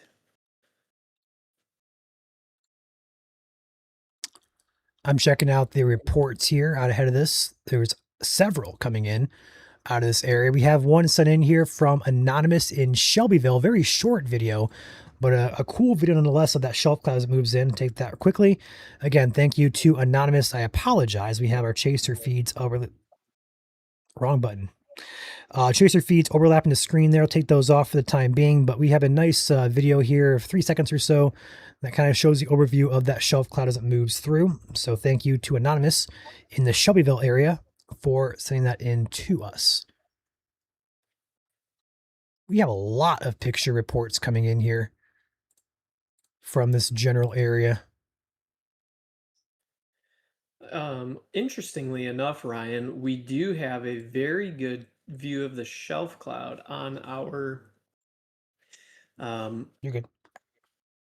So Wells Street Beach is actually one of our cameras for our Indiana Weather Network page. That's going to be at Will Street Beach in the Gary, Indiana area. But that would be what's heading up toward Berrien County eventually. So we'll see what that shows. You ready to go, Chandler? Yep, run it. All right, so we have this view here, and yeah, this is looking to the east-northeast toward Michigan from Gary, Indiana. Look at that wind, though. That is some very strong winds coming off the lake there out of the north. Those look like sustained, at least 25-mile-an-hour winds. You've got whitecaps right off the shore, which you have to have pretty significant wind to get the whitecaps, at least that close to the shore and everything. Nice lightning flash out there in the middle of the precipitation.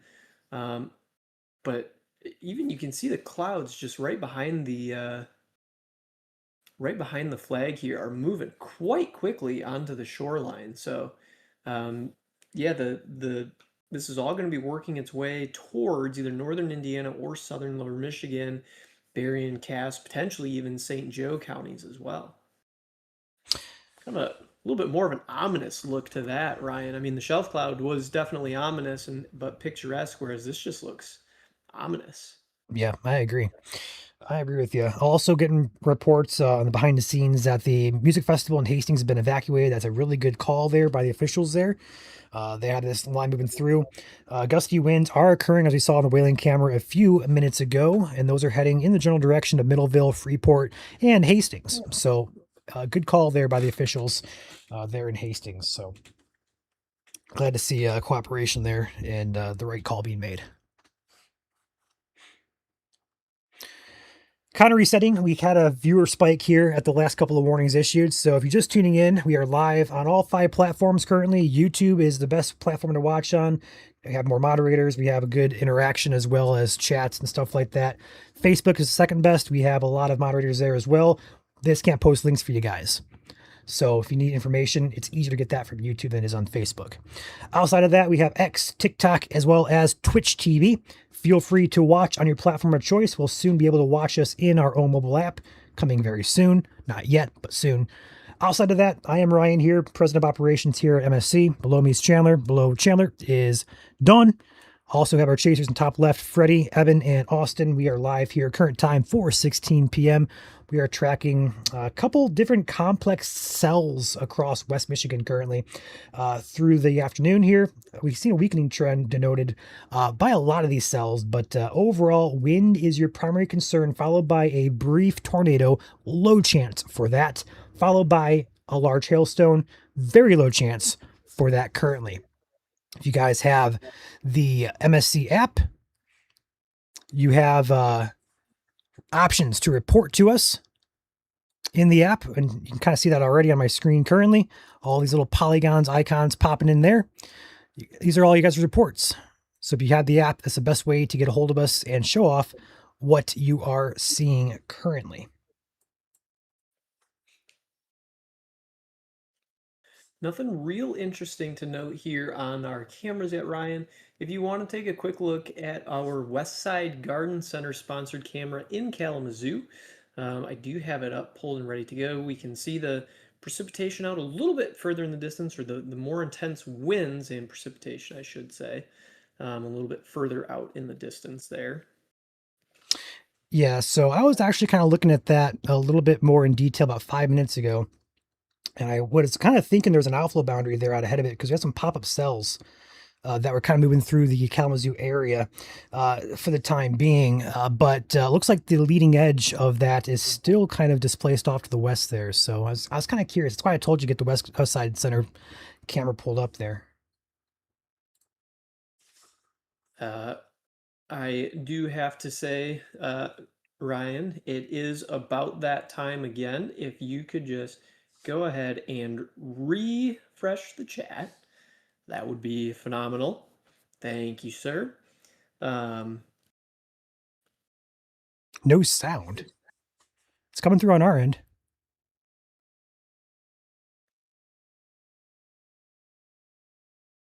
All of our sound is coming through. I have no dropped frames either. Yeah, I mean, everything's been good on my end.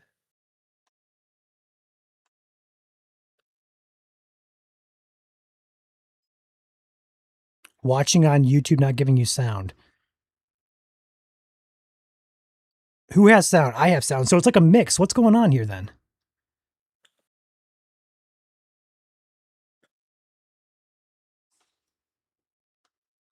Yeah, if you don't have sound, try closing in and out of the stream. That's the best thing that we could recommend, truthfully, in order to bring back Ryan. If you want to take your radar back here, I would Sure. appreciate it so I can poke around on the screen. Thank you. Sure. Also, Dawn says that all her viewers they have sound. So that's Okay. A class joke there, Don. I like that a lot. This line is now approaching Middleville, Caledonia as well. I believe it's also picking up speed. It seems like this is moving pretty quick now, as it moves off to the northeast. Some gustier winds now moving into Middleville, Caledonia, and Corinth area. Caledonia Charter Township as well as Freeport in the path of this. It was pretty strong as it moved through Wayland. It doesn't look overly strong on radar, but don't let it deceive you. We had some pretty, I'd say near, if not severe level wind gusts that moved through the Wayland area toward Clark's or toward Millville and Caledonia here. So keep that in mind. There is a interesting feature here between the north and south line here at Seago-Allegan. This has turned into rain. There is no longer anything organized here, but I also want to take note here in Kalamazoo County of a little pop-up cell that's taken place just south of Portage, heading toward Pavilion and the Vicksburg area. We'll keep a close eye on that. Chandler, if you have the Scott's camera, that'll have a good look on the cell here that's popped up in the Vicksburg area. If you wanted to get that pulled in Yeah, when you get a give me chance. just a second. That's fine. This is going to be in the Van Buren County area, Paw Paw, Lawton, Decatur, Lawrence. This line's moving through along 94 here. This warning for Van Buren's in effect for 39 more minutes. Expires at 5 o'clock Eastern time. Also down here, we got warnings in effect still for Berrien and Cass County. This line down here doesn't really visually appease me. I'll take it from the IWX radar just to be safe. Make sure I'm not going to miss anything on a closer radar scan. Let's get that brought in here. The biggest concern I have for Berrien County at this time is flash flooding. I'm going to keep a very close eye here, Chandler. I don't think it's anything but convergence here, but there is potentially at very least a pocket of gusty winds here that may impact very far southwest corners of Berrien County. But this red and green coming together, something to watch there. But I think that red is kind of moving parallel, so I'm not too concerned for it. But I am concerned for these brighter greens and brighter blues here that are moving in toward Michigan City, perhaps as far north as New Buffalo. So we'll keep a close eye on that. That looks to be pretty significant in terms of wind, but otherwise, the flash flood risk is biggest concern for me as this big old blob of rain continues to move very slowly off to the east here. So that is our main concern for these areas further south for the time being. New warning coming in for penny-sized hail, as well as 60-mile-per-hour wind gusts. It's going to be in effect here for Berrien County. Probably the southern edge, I have to imagine. The current warning doesn't really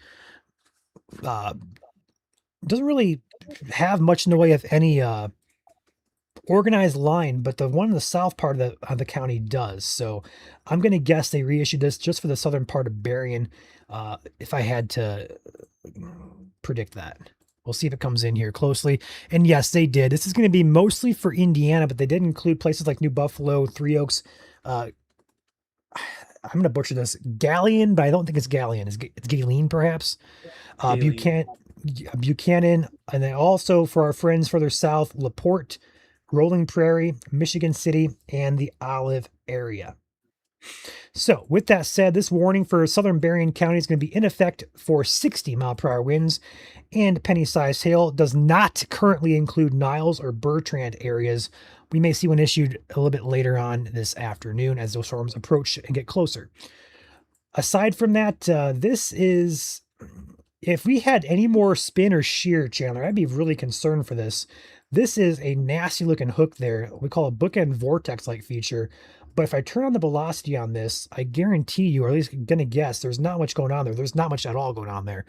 But usually those features on radar are what we see, those gusty winds that could be severe level, but also some rotation as well. Luckily, not seeing it with this case.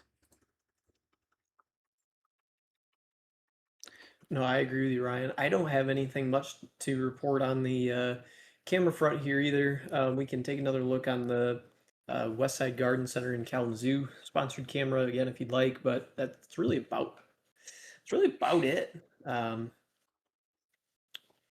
the shelf cloud continues to, I don't want to say look a little bit different, but not as significant as it was. I actually really like the shot that Evan has on his um, live stream there, kind of looking out of the whale's mouth as he's turning slightly now. We wouldn't be able to see it, but um, yeah, I great. was just a little bit too late. I'm sorry. I was trying to It's find it, okay. but It's fine. Um, yeah, his shot was looking cool, but yeah, there's not a whole lot going on here for the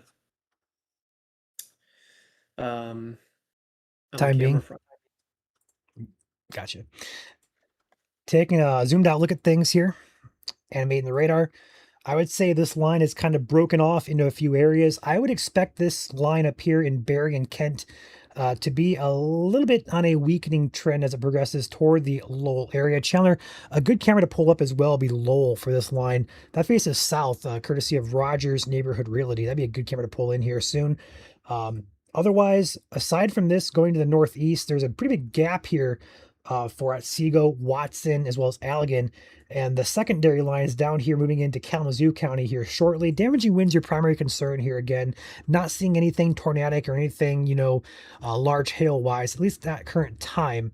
But we do see signatures here that could indicate that we could have some pretty gusty winds as this line progresses east.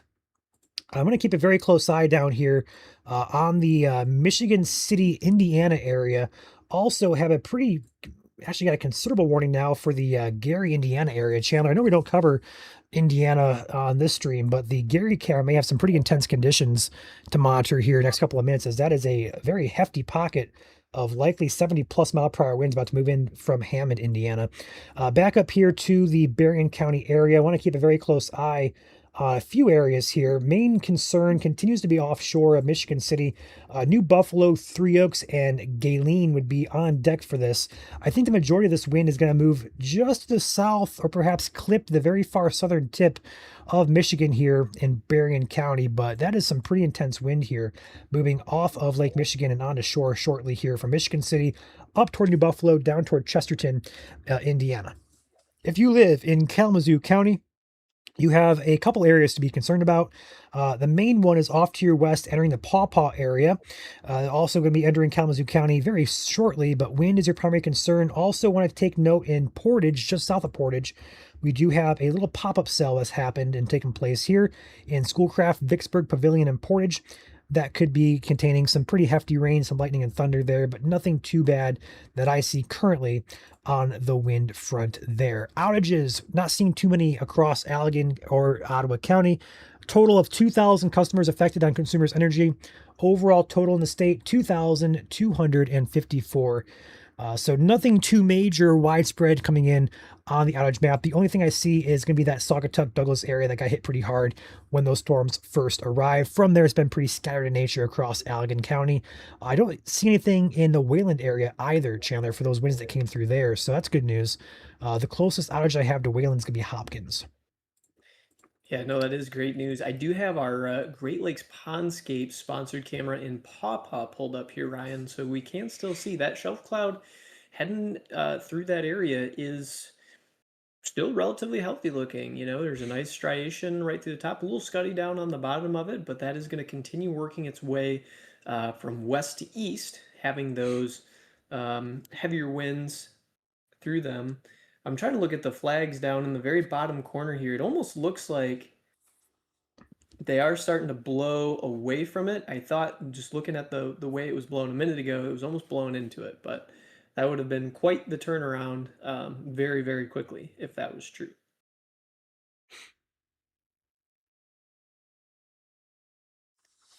We'll continue monitoring this, continue watching for more power outages. Thankfully, there haven't been a ton coming in so far.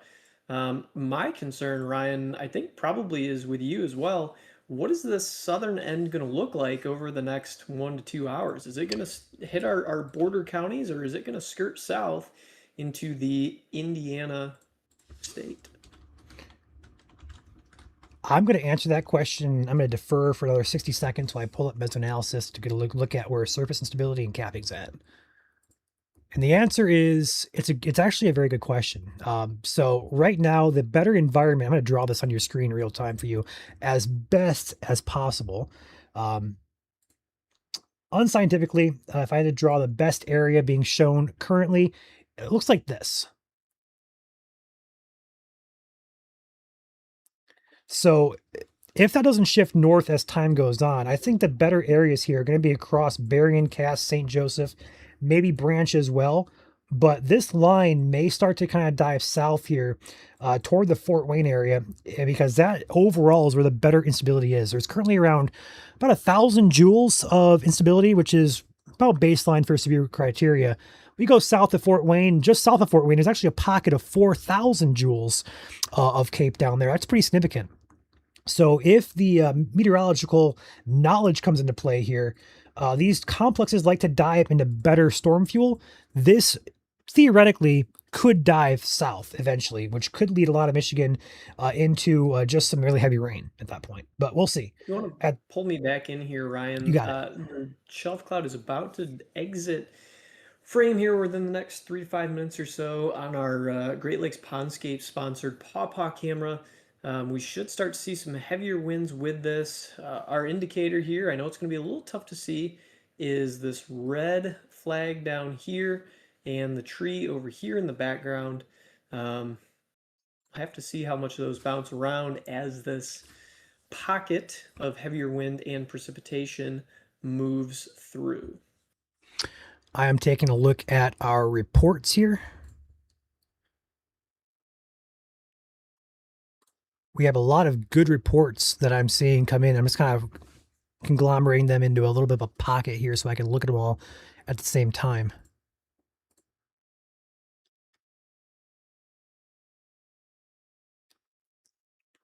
Love to see you guys utilizing the app, so appreciate it. Keep going with it. Love it. I don't see anything too pressing to show here. I do have one thing here in the Bangor area, minor flooding. I'll go ahead and take my screen for a brief second here, Chandler. I'll take my radar here. This is going to be courtesy of Anonymous. We'll also get Austin off the top of your screen there. You're going to see this little bit of flooding going on here. This is going to be in the Bangor area, courtesy of Anonymous, about 4:20, so about 10 minutes ago, reported here. So these storms are moving very slowly, but also dumping a lot of rain here through the area. And you guys are absolutely killing it with the reports here. Look at all these little bubbles on the screen. I have to actually shrink these because there's a lot of these here. I can't even see the radar, which is good. I like to see it, but you gotta shrink these icon sizes so I can see the radar better. But keep it up, guys. Really appreciate it. New update here, Chandler. The Weather Service out of Grand Rapids has now included a tornado possible tag. It's got to be for all that spin through there. What does our velocity signature look like? Yeah, I was gonna look at that here. I got it paused. Also look at behind the scenes chat as well so I can get an idea. There's nothing here definitive that I see, but with these, we've been talking about this area here for a while. I'm going to assume that's what they upgraded before I go into this. Actually, it's for Van Buren County, Chandler. That's kind of, I was seeing that as well. It looks like central Van Buren County is what I'm assuming it was for, just going based off of both radars for northern Indiana as well as Grand Rapids. I'm also monitoring just what is kind of going on in southern Berrien County. There seems to be either some convergence or just some brighter precipitation. Well, I was actually worried about in between Three Oaks and Galen there, just to see kind of if that was going to do some spinny stuff there that we don't know about. But that other pocket of heavy winds offshore is definitely worth monitoring as well. So one thing we got to keep an eye on, we actually talked about this with this pocket up here a few minutes ago.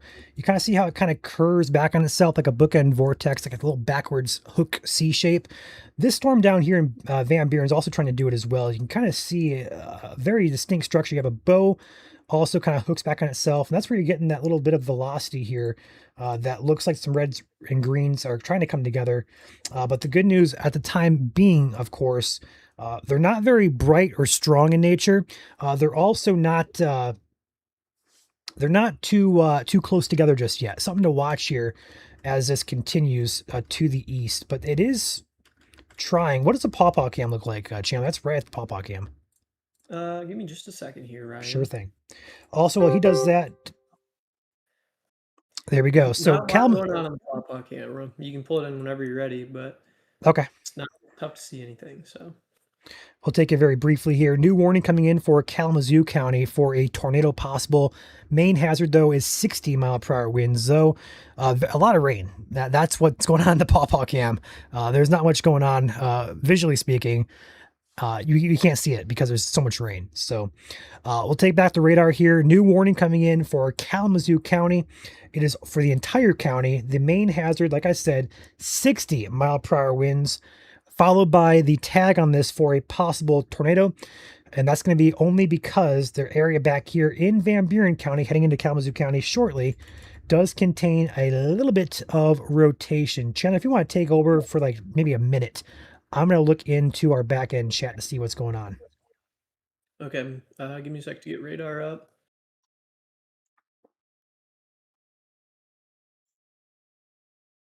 Okay, there you go. It's all you. That was pretty close. I almost had it in the exact same position. That's what I was going for. If you could just refresh the chat for me, Ryan, one time. Um, what we're monitoring right now is this severe thunderstorm warning headed for the Kalamazoo area. The reason that we're monitoring it is it does have a tornado possible tag, which means, according to radar, it is possible for there to be a tornado in there. So we see two colors here on this velocity map. We have our greens and our reds. So green is air headed towards a radar station and red is air headed away from a radar station. When they come together, then you have the possibility of getting a tornadic circulation. I don't see anything extremely tight at this time, which is good.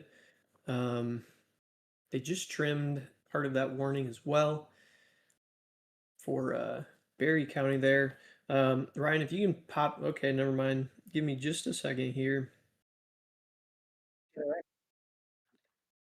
I I'm just in the middle of my other 430 project here, and it's my turn to do what I need to do with that. So I just need to review some information here that is coming in.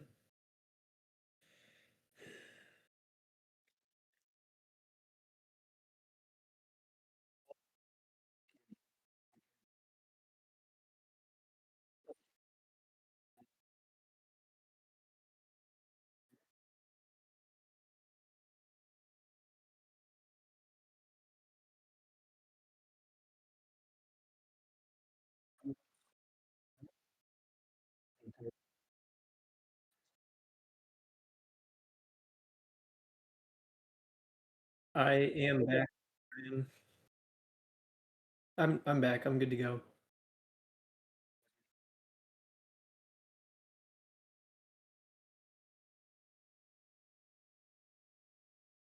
No, you weren't muted the whole time. We could hear you, or at least I could hear you. I guess that doesn't mean you were. Gotcha. So the good news is we are back here in the Grand Rapids area. Yeah, I would expect this warning to be cut here relatively soon for the Grand Rapids area. A lot of our concern shifts to now the I-94 corridor, Van Buren, Kalamazoo counties, and south.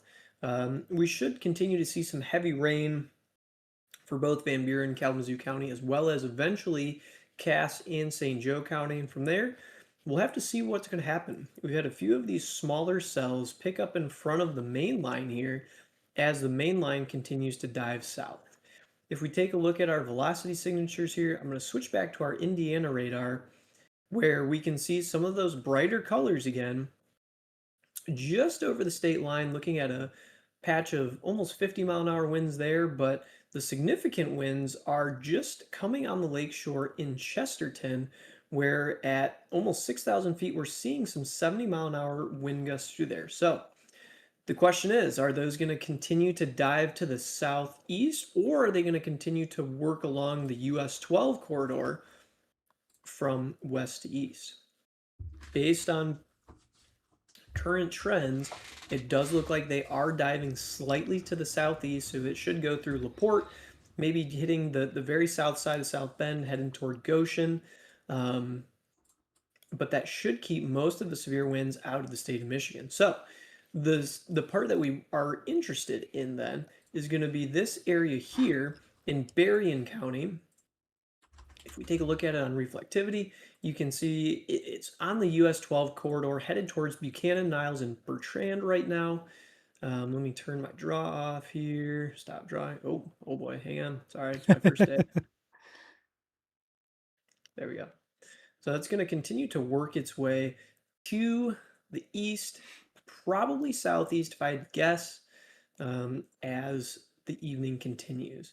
Again, Ryan, I really don't see anything besides this little kind of, I don't even want to call it a notch, just this area of convergence where we could be looking at some slight rotation. Otherwise, it's my area of concern is down here. But whenever you want to take your radar back, it will be all you. Yep. So just as reference, they are more concerned about storm-to-storm interactions or surface boundary interactions that may potentially enhance localized wind shear for spin-up tornadoes. So they're not really saying that it's basically because of the storm itself, but it's more so interactions with each other with surface boundaries and kind of just our typical storm-to-storm interactions that can kind of spin some stuff up. So with that being said, the rotation in Van Buren County is pretty weak in nature. In fact, it's almost gone latest scan. New mesoscale discussion coming in. Chandler, I can get that post if you want to take back over again for 30 seconds. Yeah, give me just a second here. You're good. You're good. So we have a new discussion coming in. Goodness. A new mesoscale discussion coming in for Southeast Michigan. A watch is possible. 40% chance of issuance. I'm about to see where it's at here on the map. It's going to include Washtenaw, Wayne, Lenawee, Monroe, and Hillsdale County. It does not include Detroit Metro or anywhere north of that. It is simply just for Hillsdale, Lenawee, Washtenaw, Monroe, and Wayne counties. Southern Wayne County to be exact. I'll have this post on the page here shortly. New warning coming in as well. I'm gonna hop back in whenever you need me to. So yeah, just yep. Okay, right now. Good news. Yeah, so the new warning, I'm assuming is for the cast, this one here. Yeah. 3/4 inch hail, radar indicated, 60-mile-an-hour winds, again, radar indicated.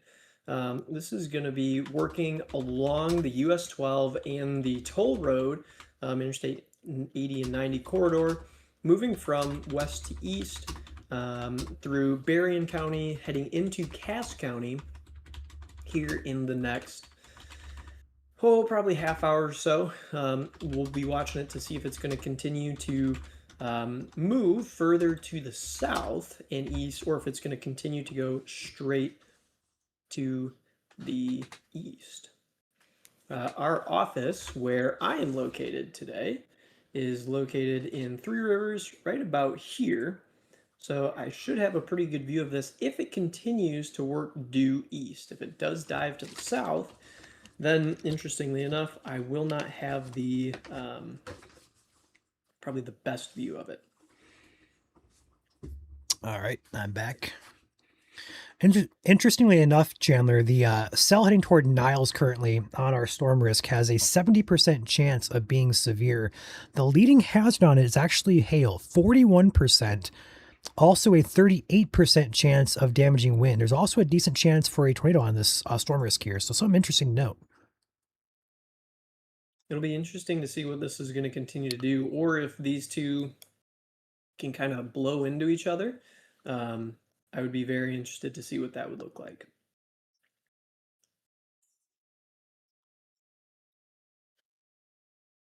It is kind of a constant rumble of thunder here at the office for me.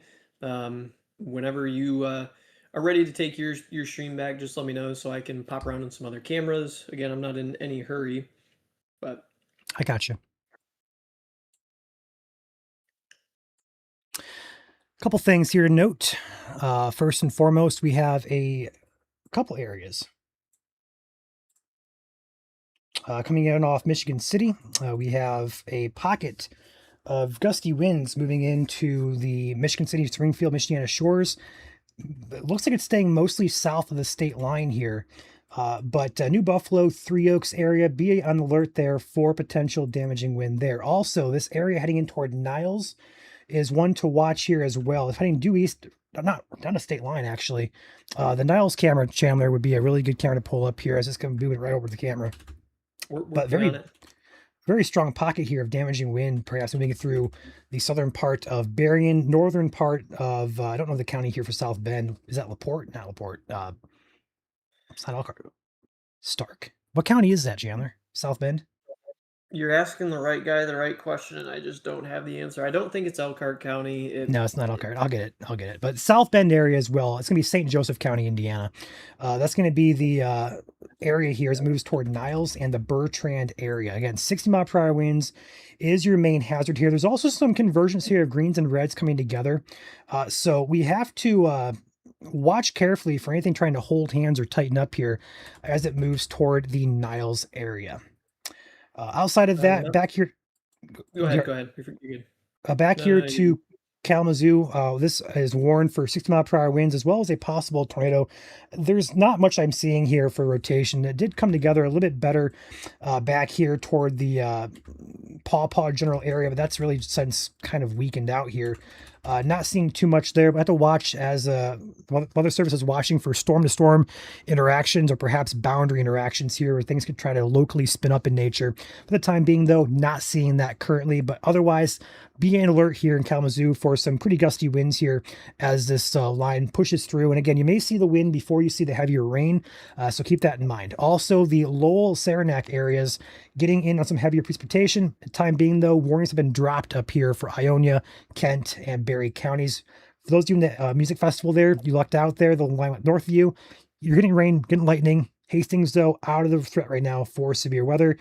For the time being, though, rain is your highest concern. It will be your highest concern over the next couple of hours here. So really just two areas to watch here for storms. One in Kalamazoo County now, and one heading in toward Niles. Go ahead, Chandler. Camera is up if you want to take a look at it. Again, it's a little bit off to the distance right now. So there's nothing ridiculous through there. However, we should see within the next 10 to 15 minutes, if the precipitation is going to be as heavy as it looks, we might be able to see some hail showing up on there, as well as how strong those winds are going to be. And that's, kind of primarily what, we need to see at this point in time is what are those winds going to look like? Interestingly enough, Ryan, there is continuing more prefrontal little rain showers starting to develop in Indiana there. So I would assume that this line is going to continue to just work its way southeast through the state of Indiana and southern lower Michigan here. But our concern is on the most southern cell right now, towards the Niles area. A lot of the storm tracks that I'm seeing automated by our apps and everything are pulling this thing almost due east instead of southeast, which interesting to me.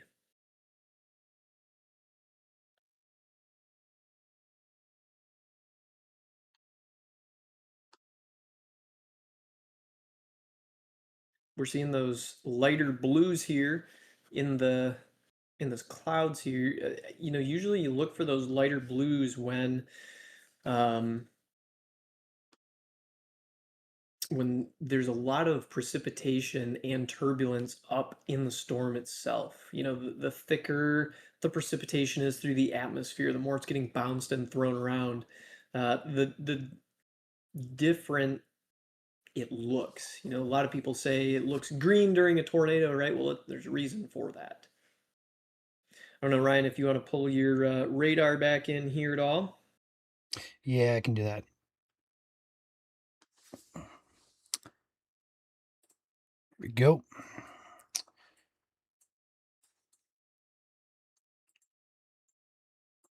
Take an overview here once again.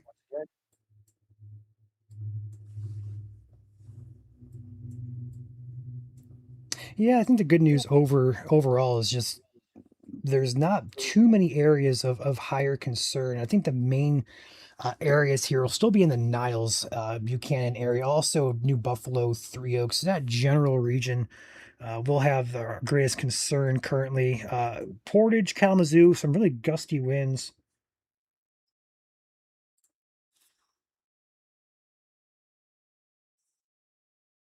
Are you good? Uh, what? Are you good? Yeah, I'm just I just, communicating with some people behind the scenes here too, so I'm trying to keep up with that. Um, just overall not seeing too much here standing out to me. There are some pretty gusty winds though moving through the 131 corridor in Kalamazoo County at the time being. Just not seeing too much distinctly on the radar site here that really stands out to me. I'll check from Grand Rapids just to be safe, but yeah, not too much there. yeah, I'm kind of on the same page with you for right now, Ryan. I mean, there's a couple pockets of gustier winds up near, I believe that's the M43 corridor near Kalamazoo, but um, it's kind of the trend we've been watching and noting for the last, you know, really hour or so is kind of the more it moves from west to east, the further north, further northern parts of this just, you know, kind of back it up a little bit, weaken a little bit. So MSC storm risk on the Kalamazoo cell also has 20% chance overall of severe with wind a leading hazard with that. So it's definitely not a zero risk, but the beta version that we're trying to test out here is saying that there's not a very high chance of it being severe. So obviously, take it with a grain of salt. It's not going to be accurate 100% of the time, but the updraft on that does not appear to be as strong as it once was. So that's a good thing. Let's hope that continues. If you guys have reports of damage at all, feel free to use our app to report it. I'm about to go through those and look again for anything new coming in. I'm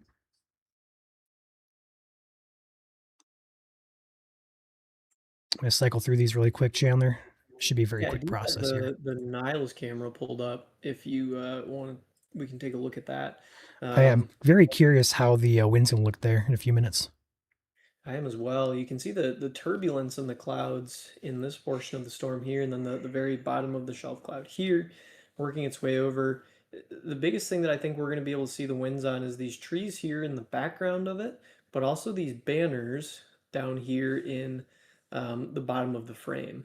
If that's tough for you folks to see on the stream, I do apologize.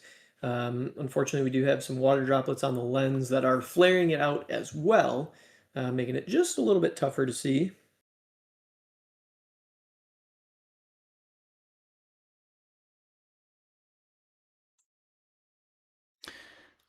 This storm is probably about 3 minutes away from the worst of it being over the camera. Maybe closer to 5 minutes here. Looks like we're just starting to see the a leading edge of the precipitation shield moving in. The real gusty wind still over Buchanan, about probably 5 miles away.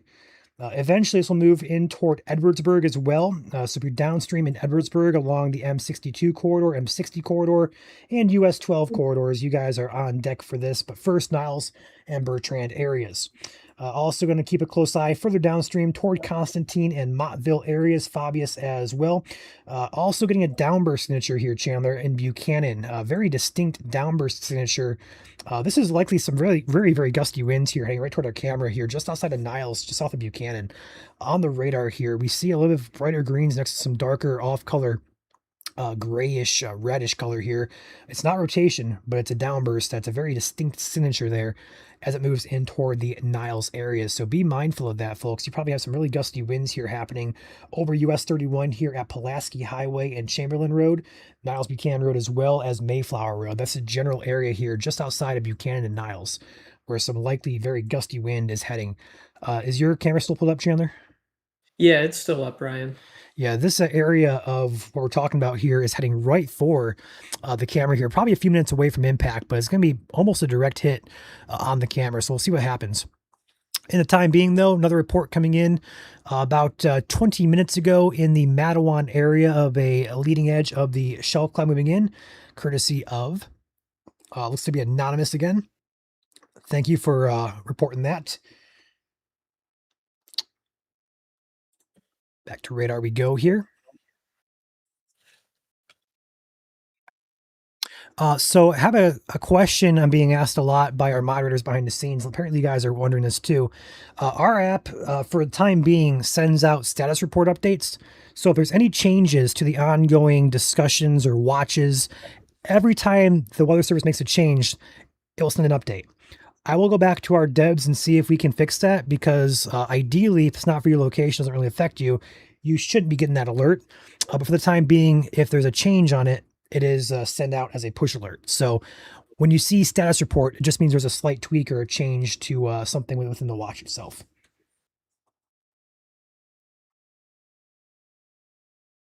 I'm not seeing anything new on the camera front here, Ryan. We are starting to see some of these shelf clouds roll in on our Three Rivers camera, compliments of Safety Glasses USA. Chandler, Yeah. take Portage if you can, the camera in Portage.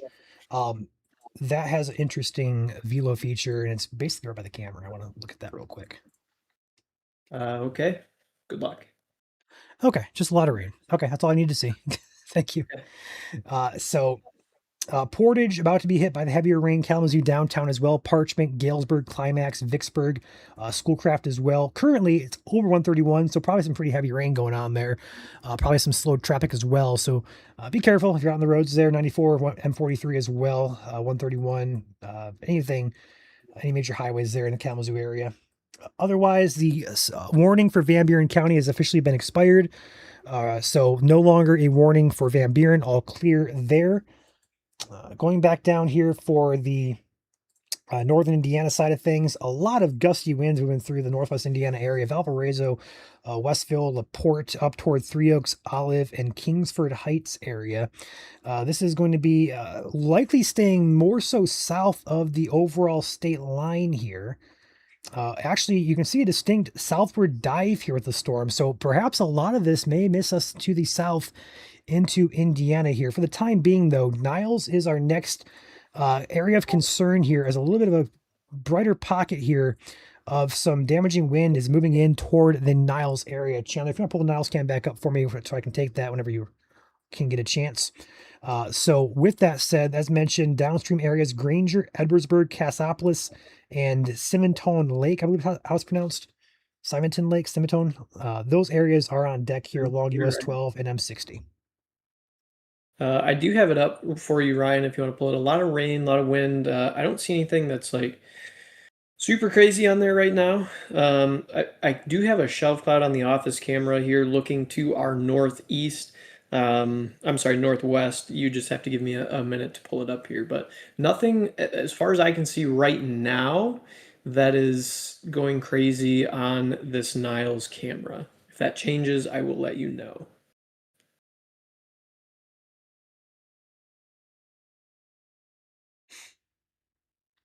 Looking at the report section on our app, refreshing reports and such. Not much that I'm seeing coming in here. A lot of cool cloud pictures as usual, but nothing that stands out. No damage I'm seeing. No major flooding. Nothing like that coming in at this current time. So let's hope that continues. What is this actually? Okay.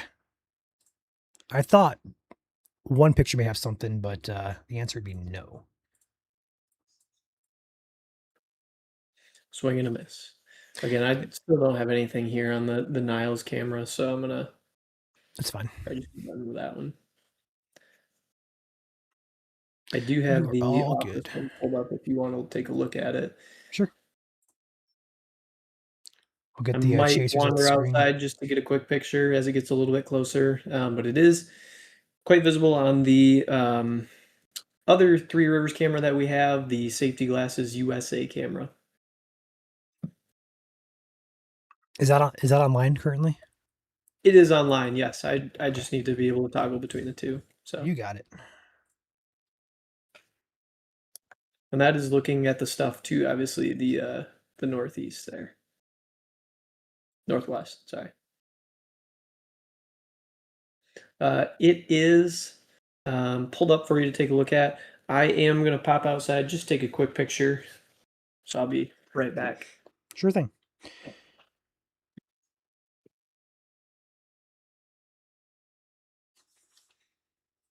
This is going to be courtesy of Safety Glasses USA here. This is on the south side of Three Rivers. As you can see there, the shelf cloud on the right side of your screen as it moves in. Our office also in the same general area here, so Chandler's going to pop out and take a few pictures. The storm chaser in us always likes to be in the now, so to speak, when it comes to storms and such as they move through. Taylor says, I am currently on 131. People are driving with their hazards. That's a good thing. Never want to hear people speeding through heavy rain zones. Also, I understand the luxury of parking under overpasses, but it is illegal to do so. Do not block traffic. It also, in a event of a severe windstorm or a tornado, it can also cost you your life. So please do not park underneath overpasses to avoid just heavy rainfall. Get off at the nearest exit would be the best choice to do there. You're back. I have returned. Smells like manure outside. That is my observation. That is a thrilling report. Thank you, Chandler, for that. Anytime. Let's take out our chasers here. We have 3 of them out and about. We have Austin, who is with us. He is going to be currently in Marshall, Michigan, heading probably west, I have to imagine, toward the storms. We also have Evan Heemstra. We have Evan in the Kentwood area. I wonder if he's heading back home, out of curiosity. Outside of Evan, we also have Freddie. I believe Freddie's service is kind of shoddy right now. We'll pull him up here if I can find him. There he is. Rolling Prairie, Indiana. So he's just across the border here, where the gustiest of those winds are currently at. So that's where Freddie's at currently. Oh, there he is. I'm trying to find the exact area of Rolling Prairie. I know it's over here there it is. So he's actually in the worst of that wind here in a minute. If he's on Starlink, that's probably why he's lagging, because that is a very hefty thunderstorm as that moves through. But he is on the Indiana side of things currently. Only concerns at the current time, I'm going to take back the Grand Rapids radar for you guys here in Kalamazoo area. Kalamazoo downtown in the worst of this currently. On velocity, there's really just not much happening here that I'm looking at radar and going, goodness gracious, look at this. Nothing like that I'm seeing for the time being. So outside of that, I'm going to look at the observation map just to make sure here I'm not seeing anything or missing anything. Observations, we had a 38 mile per hour gust and a 30 mile per hour gust in and around Lawrence and Paw Paw. That is well below severe criteria, but still on the gustier side there. So I don't see anything severe reported yet in Kalamazoo. I see 20, 26, 22, 16, and 13 are my wind gust reports so far today. So nothing crazy yet being reported there. But the worst of this, moving through Kalamazoo downtown as well as Portage and Vicksburg areas. Behind this line, Alamo, Mattawan, Lawton. You guys are all A-OK. The worst that's past you. Still getting some pretty heavy rain there, but otherwise, the worst of the rain, heaviest rain, thunderstorms are past you. Galesburg is on deck, South Gull Lake and Gull Lake, obviously. Augusta, Climax, Scotts, and the Vicksburg area all on deck here. Pavilion is getting some heavier rain ahead of this line. There's a little bit of a gap here, so it may stop raining or let up for a brief minute, but then behind that, more rain will fill in here for you guys there in Pavilion. Back to the south here in the Niles area. Chandler, is that camera still pulled up?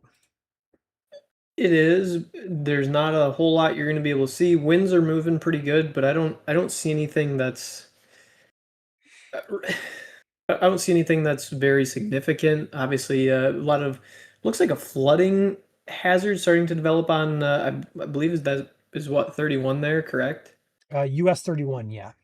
Yeah, okay, that's what I figured. If you could refresh the chat for me, please, as well. Chat, make sure you're holding Ryan accountable. Yeah, besides the flooding risk, I don't. It's tough to see with any major winds. The shelf cloud I can pull up from the Three Rivers camera if you want me to toggle between them as well. Go ahead and pull up Three Rivers. Go for it. While you do that, I will zoom out. Also, that camera is not on 31. It's actually on M51, the south side of Niles. So that's my bad. Okay. So it's not 31, it's 51. If you actually want to take it back a minute, Ryan, I'm watching these here. These are moving and dancing around in different ways. They just flipped around based on from what I could tell, but there does seem to be a little bit of some I don't want to say rotation, but they are moving around with the wind a little bit more significantly than they were a minute ago. But Like a wind uh, shift almost then. yeah, yep. I can pull my other camera up here.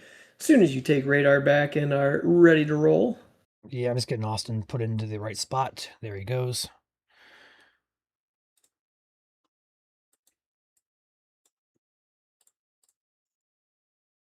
Yeah, this actually, Chandler, that camera is about to be impacted by the worst of the winds, according to radar.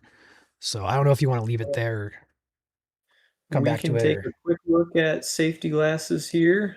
Go ahead and pull it when you're ready. You can see the shelf cloud coming into the southern part of Three Rivers. You're looking at US 131 at the intersection of M60 there. Small shelf cloud. We can see it from the office too. It's very humid outside as well. Um, that's my other report for you, Ryan. Pulling up the Niles one here, we can watch and see if it is going to be significant still. the wind there on the trees is definitely moving, but nothing that seems crazy close to severe at this time, at least. I would agree with that.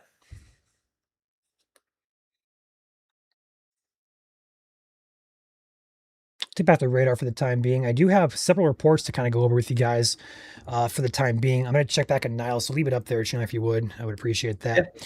Yep. There's a couple of reports sent in here from you guys, a couple that caught my eye. This is going to be from Anonymous in the Three Rivers area.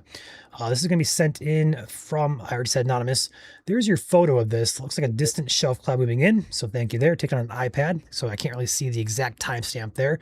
But it does say 4:58 p.m., so I'm going to assume that's pretty accurate. Lost my spot here. Otherwise, we have a couple other things to go over. Nice picture from what appears to be, again, Three Rivers by Anonymous. Taken, looks like there's an Amazon truck there as well. So I got a delivery driver doing some package delivery in the middle of a thunderstorm. Like it. Got a couple other ones here from Sturgis. Once again, Anonymous reporting that. Seeing that nice cloud-based structure there at 5:03 a few minutes ago. Thank you to Anonymous for reporting that as well. Chandler, I don't know if it's just you or just me, should I say, but I am loving having these pictures come in real time. I just, it's such a unique thing to be able to do this. So thank you to you guys for reporting weather, but also this is gonna be fantastic for reporting and such in the future as well. Another picture coming in here from Kalamazoo. Look at all the heavy rain there coming off that person's gutters and roofs there. That's heavy rain there in Kazoo, so no surprise there. Looking through everything else here. Don't see too much that catches my eye, but otherwise, we'll review all these after the stream, obviously, for anything I missed. But in the meantime, I do have a video here. And yeah, check this out. This is actually from Patrick in Niles. Looks like his yard's getting a little bit flooded there, Chandler. Wouldn't surprise me. There is still significant. There's still significant rainfall happening on this camera. Winds are starting to moderate slightly, but there is a lot of significant rainfall ongoing there as well.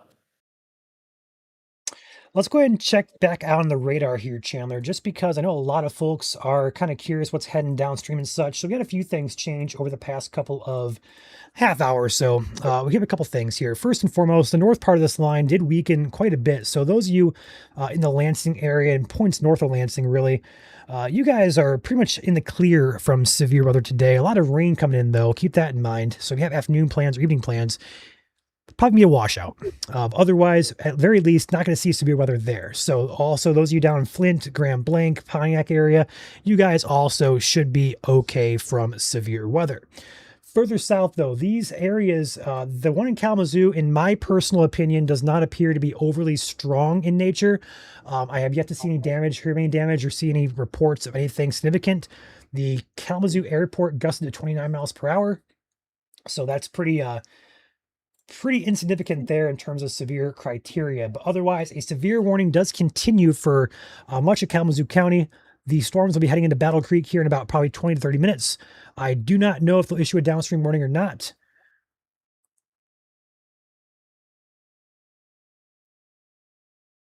So update, I believe, from the Weather Service office, they are going to be clearing the watch for most all of West Michigan, except for Calhoun, Jackson, and Kalamazoo. So those of you in the West Michigan area are about to be cleared from the watch unless you live in Kalamazoo, Calhoun, or Jackson.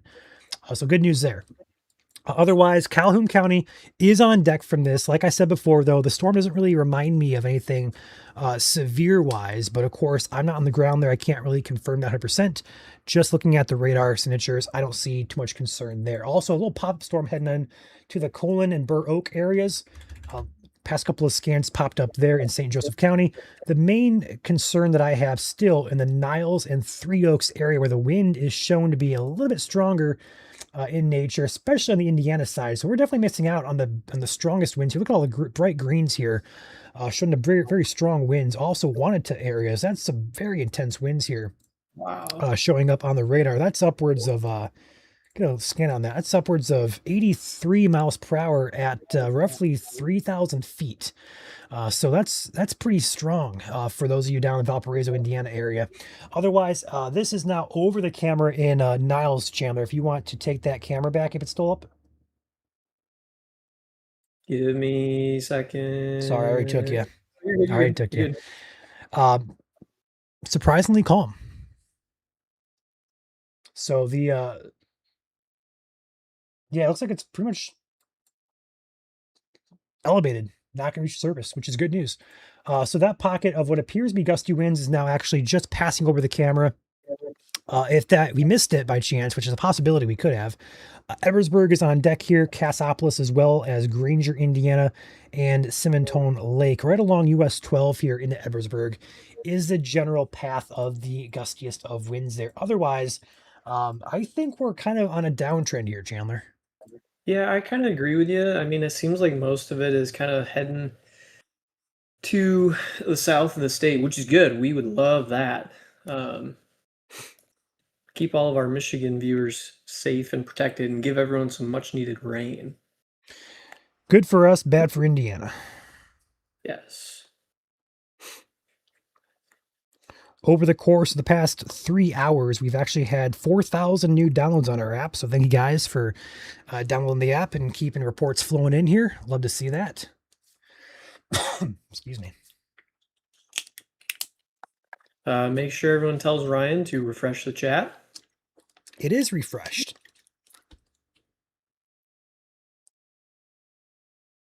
Okay, I see what's happening here. Every time somebody sends jewels, the chat pauses. That's what's happening.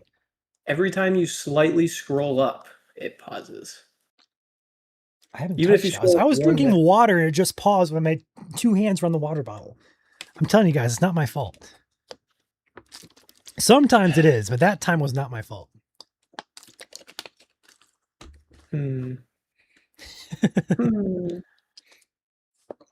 Anyway, 3 warnings actually in effect here for Michigan counties. First one's Kalamazoo County. Second one is going to be Cass County. Third one's going to be Berrien County.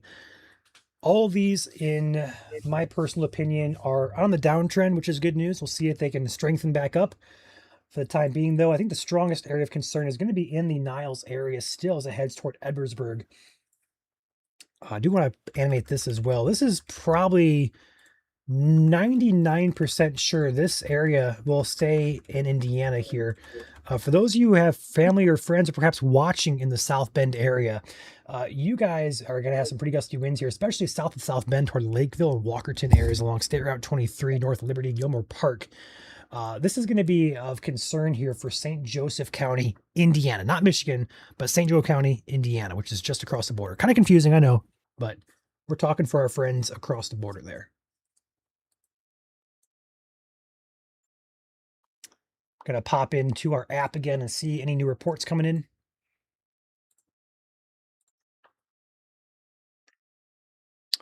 There is a couple actually. Is that sideways or? Well, we're gonna find out together, guys. We're gonna pop open our app again. Viewer reports coming in real time here. We have one in Vicksburg. We're gonna see this as courtesy of Anonymous. Nice shelf cloud there. It looks pretty much like every other shelf cloud we've seen today. That very distinct, smooth structure with a bit of turbulence underneath it. So thank you there. It came in about 5 minutes ago there. We also have a report of, looks like flooding in Schoolcraft. Let's check this out. Looks like some much minor flooding there, some heavy rain on some patio perhaps. I can't tell if it's a patio or rock. I can't really tell, but otherwise heavy rain there continues in Vicksburg.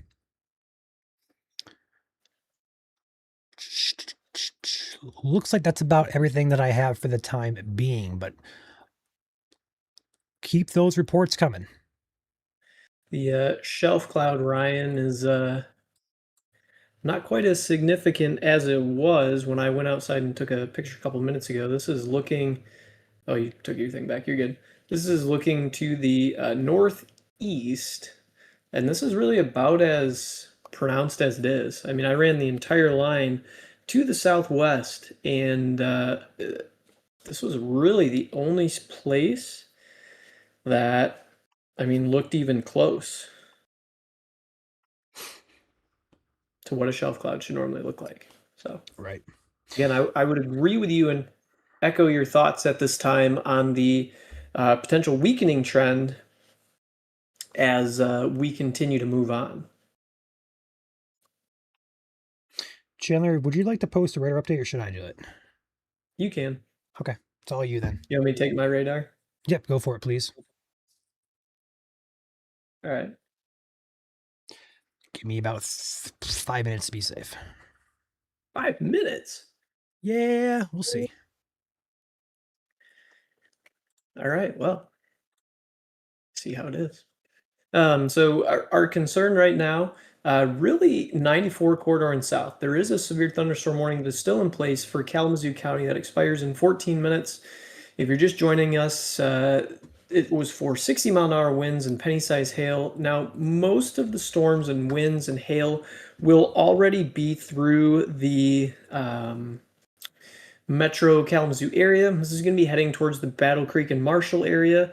As of right now, there is not a warning for anywhere in Calhoun County at this time. There potentially could be, but as of this moment in time, there is not. So, also, just for reference, there's no back-end information for that either just yet. If I see anything, I'll let you know. Okay, cool. The other area that we're taking a look at right now is the Cass County area. Those heavy winds that we talked about in the Niles area really seem to be, I don't want to say weakening, but if we play our radar here, we lose a lot of that brightness that we see as it moves from west to east. And part of the reason, sorry if I just blipped there. Am I coming through okay, Ryan? Yeah, you're fine. It's on my end. I'm taking a screenshot. Okay, gotcha. Making me nervous here. No, you're all good. It's just Nervous. Okay. The point is we're losing some of that velocity a little bit as it moves from west to east, which is good. However, the cell does continue to run the US 12 corridor, so we would expect it to kind of run just like this over the next hour or so, be into 131 by 6 o'clock, be into the 69 corridor probably by 7. If this trend continues, Ryan, you can correct me if you think I might be wrong here, but I think there's a possibility that we might be warning free by 6:37 at probably the latest. I would say before that, probably at this point. You know, I would too, truthfully, but yeah, I don't see it kind of continuing all that longer. Up in the Grand Rapids area, just rain, really from, I believe that's M89. Yep, really from M89 south. This is the only kind of general lightning and thunder threat here in the majority of the state as the night continues here. So straddling the border as well as up into Kalamazoo and potentially Calhoun counties as this line continues to move from west to east. We will be live as long as we need to, covering any severe warning that we have and anything that pops in. Southern St. Joe County and Southern Cass County are going to be the ones that are most at risk for the severe level winds. Interestingly, Ryan, it's very dark here at the office. I'm going to pull in our office camera here. I'm actually going to switch this one. This shot here makes it look much lighter outside than it really is. It looks to me like it's, almost sunset-ish time. Sorry for the bug on the lens there, but if we look off to our southeast, you can see how much lighter the sky is looking to the southeast there. And it really has a darkish tint out there, much darker than 5 o'clock or 5:30 would be expected for at this point in August. Again, a good amount of lightning and thunder, but the most important part of this is the heavy rain that we're going to have. A lot of the ground is starting to get drier. August into September can be a dry period anyway. Historically and statistically, it's usually quite dry. So we will take any rain that we can get right now. How is your radar update going? Halfway through Mr. typing it. Good. I'm glad to hear that. Yeah, there's not really truly a whole awful lot to talk about really at this time, which is good. I would much rather have it be that way than the other way around. I apologize. I've got some information coming in here that I am reviewing. You guys can't see it, but I have a tablet here on my lap that I'm using to monitor some different chats and everything else with. While Ryan's typing that up, there's just a little bit more information coming in here. What really has me, I would say, intrigued the most about this is the continuation of the downtrend. Storms are going to be headed into the Calhoun County here pretty quickly, and there's just really not an awful lot that is going on with it. The winds don't seem as gusty. There's been no extended warning or anything like that into the Calhoun County area, which does make me happy.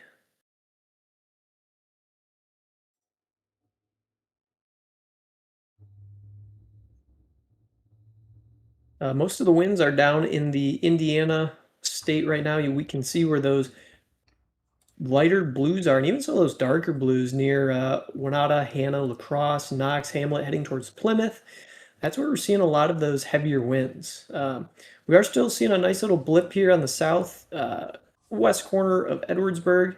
If we click our inspector tool on here, we can see they are still about 45, maybe 50 miles an hour in there, about 2,000 feet off the ground. So those could be mixing down towards the surface. But again, at this time, most of what we are looking at is really, at least according to radar, Ryan, severe levels right now. Loud and clear. I'm going to pull up some cameras here just to take a look before going back to radar. I don't see anything there. This is our office camera looking back towards the southwest where that heavier precipitation is. Again, I don't even see any features here that would denote that it's coming. As it gets closer, we might, but as for right now, it does not look to be that way. I am good to go here, Chandler. So a few things I want to take note of for the time being here is there's a couple things. First and foremost, there's a little bit of a cell that's popped out ahead here near the Findlay, Colon, Burr Oak, Sherwood areas. This is basically stationary. If I go ahead and back this up and animate this, look at this. It's just kind of hanging out there. I'm not doing much. So keep an eye on that. It doesn't have any wind velocity with it. but we'll have to keep an eye on that just for a flooding risk there in the Colon area. And yes, for those watching, there is legitimately a Colon, Michigan. A lot of we get asked that all the time. And yes, it's a real city. Also, there is a flood advisory. It's kind of hard to see here on our map, but it is for areas like Niles, Bertrand, Galen, New Buffalo, New Troy, all the way over towards Sumnerville, Edwardsburg, and Granger, Indiana. So it's kind of hard to make out, but it's a lighter green polygon here amongst all these other polygons. So with that being said, zooming out, this bigger green eggplant shaped polygon, that is going to be for overall flash flooding potential throughout the evening. This is going to be something to watch here with this complex of storms. I would also anticipate more storms developing back here. We already see them actually on radar here. So we are in for a very rainy, perhaps stormy evening, overnight hour and period across North Indiana, South Michigan, and also parts of Illinois, Ohio, etc., etc. With that being said, overall concern for severe weather is going to be on the lower end of things. In fact, I believe we just dropped the Kalamazoo severe warning off entirely. I do not believe we're going to reissue one. In fact, we have word from the Weather Service they're not going to reissue a warning here for Calhoun. So for the time being, no reissuance of Kalamazoo warning for Calhoun. The Kazoo warning will expire as expected at 5:30 p.m. So great news there. One warning in effect now for 2 counties, technically just one where the storms are at currently. That's going to be Cass County. Does include Niles in the very far southeast corner of Berrien, but for the majority of these storms, it is in Cass County. So with that said, that's our biggest concern here. As Chandler was mentioning, we have a little bit of a pocket of gustier winds here in the Edwardsburg area. Otherwise, in Michigan, I think things are on a very significant downtrend here, which is fantastic news, if you ask me. With that said, resetting things, at 5:25 p.m. here, we have myself, we have Chandler. I am Ryan, by the way. Hi. Chandler, and below Chandler is Dawn. Top left of your screen are chasers Freddie Bryant and Austin Burke, who are out providing live shots for us. Michigan Storm Chasers live, going on about hour 3 or so of coverage here. We are tracking several severe storms with damaging wind potential. The good news, though, for the time being, everything's on a downtrend, and that should continue. But I think our flash flood risk is also going higher as we get into the evening hours, especially across the South and West Michigan areas. So with that in mind, always remember, if you go out and about on the roads, never drive through flooded roadways in the event you come across them. Always take 5 more minutes out of your life and drive the long way around things. That would be the fantastic way to handle it. Pop into. Go ahead. Go ahead, Ryan. No, you're good. Go ahead. I was going to say, go ahead and pop it back in here to our app, check out reports. I toggled everything off so I could actually take a screenshot without all this clutter on the screen. So I had to pop on reports. I'm load back in for the time being. Anything on the cameras you want to bring up? No. No. If I had something interesting to show you, I would. That was so direct. No. There's not much for me to show you. I mean, I'm not going to argue that. Yeah, I got absolutely nothing for you. All right. Well, in time being, let's go ahead and pop open our report section again, shall we? This is always a fun time. Anything new coming in? In fact, we have something I caught my eye here in Portage. Got some minor flooding here. It appears in the south side of the Kalamazoo area. Thank you to Tara for sending this in to us.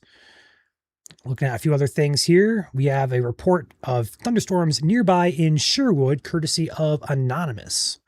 Came in literally 30 seconds ago. We got some report of flooding here, courtesy of Anonymous in Vicksburg. Now, as an example here, this is a passenger taking the video. Please do not take a video if you are driving. I do not want to see you guys doing that. Obviously, I can't stop you, but it is illegal, and just don't expose yourself doing that if you do not have to. But thank you for that passenger video from your vehicle of flooding there in Vicksburg. Let's go ahead and keep on scrolling down here. I was gonna say the less we see, the better. So don't film yourself doing illegal things and send it to us, please. We might Freddy's accidentally waving. broadcast it for hi Freddy. It's hilarious. I got some flooding here out of the Niles area as well by Anonymous, so thank you for that report there. A lot of reports of just drizzle and rain and stuff like that, heavy rain, thunderstorms. Nothing, yeah, back to the other ones here. There's not too much here that catches my eye that's new at least, but yeah, appreciate you guys taking time to report these stuff to us. Let's refresh this quick and see if we have anything else popping in. It's going to take a little bit to load. So with that said, back to radar.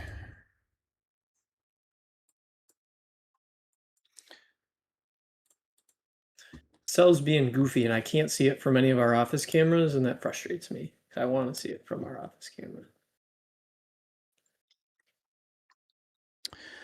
I do see something catches my eye, but it's not in Michigan. Well, day that ends in Y. Down by the Goshen area, there's a little bit of a pocket of some downburst winds. So this is a great example here. We always talk about reds and greens coming together on radar. Sometimes that means rotation. Other times it means the exact opposite. In this case, it's the exact opposite. So we're using the North Webster, Indiana radar here in Goshen. We're going to see reds. We're going to see greens as well. Green colors are going toward the radar. So in this case, Goshen has green. It's going toward the radar. Reds are going away. Those arrows are going apart from each other. That is a downburst. Likely in this area, you have very gusty winds that are ongoing here. Also with this downburst, these winds are about to clash with these areas of winds near Elkhart. It'd be interesting to see how those kind of interact with each other. But we may have some interesting velocities here in the Elkhart area in the next couple of scans. So let's keep an eye on that. What's interesting, Ryan, just taking a quick peek here. Don't pull my camera in or anything. I'm not that interesting. Of the mesoanalysis here is all of our downdraft cape is out ahead of this line, but we do have just a tiny bit of the surface base cape and our cow cape that kind of are overlapping pretty much right in northern Indiana where all of the heaviest winds and precipitation is. But there is no overlap on any downdraft cape or really any other heavy cape in the state of Michigan, with the exception of very, very far south St. Joe and Branch counties. Yes. I do have a picture coming in here out of Portage from Anonymous. I don't know exactly where it's at, but parking lot is completely flooded over. I would like to post that, but without permission, it's kind of hard to. I might just do it. It's anonymous. So, but I do see what you're talking about in northern Indiana there. Kind of interesting. yeah, I'm waiting for this to kind of interact with that kind of line advancing through Elkhart currently. Nothing really, on radar that really depicts that. But if you look at the velocities here, you can see the downburst here being shown. But as I move this together, it's going to clash and it's going to do something here. Somewhere in the, yeah, go ahead. I was gonna say it's just very interesting that signature is moving absolutely due north when everything else, including its other, counterpart, is moving east. It's a classic downburst though, so winds are spreading out from each other, but you're not going to see the full entire spectrum. So you're kind of seeing winds all which direction. I'm more so curious what's going to happen here when this little advancing to the east green line, it intercepts this red line here. It honestly, this is where Joel and I kind of scratch our heads and go, huh? I'll do it. Joel, huh? I'll do it too. I'll scratch my head and say, huh? Usually when this happens, Joel will be like locked in and he'll be like watching it very closely, because when you have these interacting little wind corridors, we can get sometimes some pretty weird stuff to happen, including spin up tornadoes. So that's what we're kind of keyed in on right here. But overall, good news is it's not Michigan. It's just across the border in Elkhart area. But in the time being, let's see what happens. One warning continues in effect here for the state of Michigan. It's going to be for Cass and Berrien County. This is going to be in effect here. This yellow polygon, orange polygon, what are you going to call it? The winds, at least, are pretty much out of this area. So for the most part, it should just be a heavier rain risk for the time being. But we may be warning free here in about less than 5 minutes. It expires at 11 more minutes, so 5:45. If that is the case, we might be out of here early, Chandler. Certainly not what you or I expected. Yeah, not really. Not really. I hope I put my windows up on my truck. I think I did. That might be a good idea to check that. Well, the good news is I've got the cameras to look. Okay, they're up. Although, it's going to sound so dumb. My metal detecting shovel is out in the back of my truck. I would like to go put that away. Go ahead. I got you. I shall return. I just took a peek, goodness gracious, at the outage map here, and there are still less than 3,000 customers without power here in the state of Michigan, which is good news. I would say with a day like today, there should be more widespread outages, but so far, less than 3,000 customers. New warning coming in. So unfortunately, Chandler leaving triggered the warning. So when he gets back, we can just blame him. In the meantime, though, new warning coming in. This is going to be for, I'll pull it back up here, very far extreme southern portions of Cass and St. Joseph counties.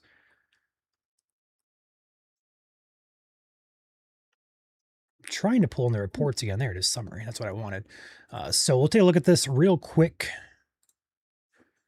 Your new warning here is going to be that cell that Chandler and I were talking about with those clashing velocities here. Still happening. And now we have reds and greens close together, which is what I don't want to see. In the meantime, though, this warning is going to be in effect for White Pigeon, Mottville, just south of Constantine.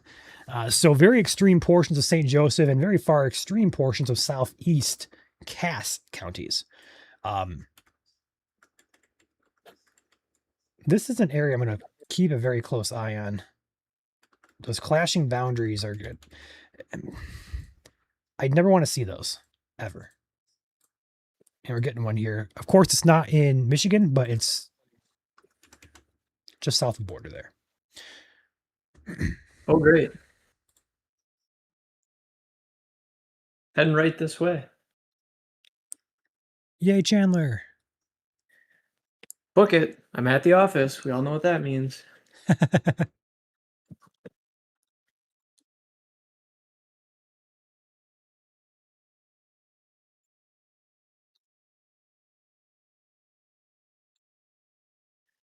Back It to will be our interesting to see, Ryan, what it's going to do. I'm very interested in it now that it's been warned for St. Joe County yeah, and Elkhart County, Indiana. it's just such a weird spot because you look at that and go, yeah, that's not rotation, but then it's like it's clashing. So these clashing boundaries and surface interactions can be very, very tricky. A new severe thunderstorm watch has been issued. A new severe thunderstorm watch has been issued. Okay, then. So what happened here is they're extending the time frame for a few areas. They canceled a few areas and they also extended a few areas. So interestingly enough, that's not a new watch. It's just an extension of the current watch. Let's get that clear. How many times are they going to run it through this alert system? It's like crazy. All of them. All of them, yes. Anything else? Wait for it. Okay, that's it. Cool. In the meantime,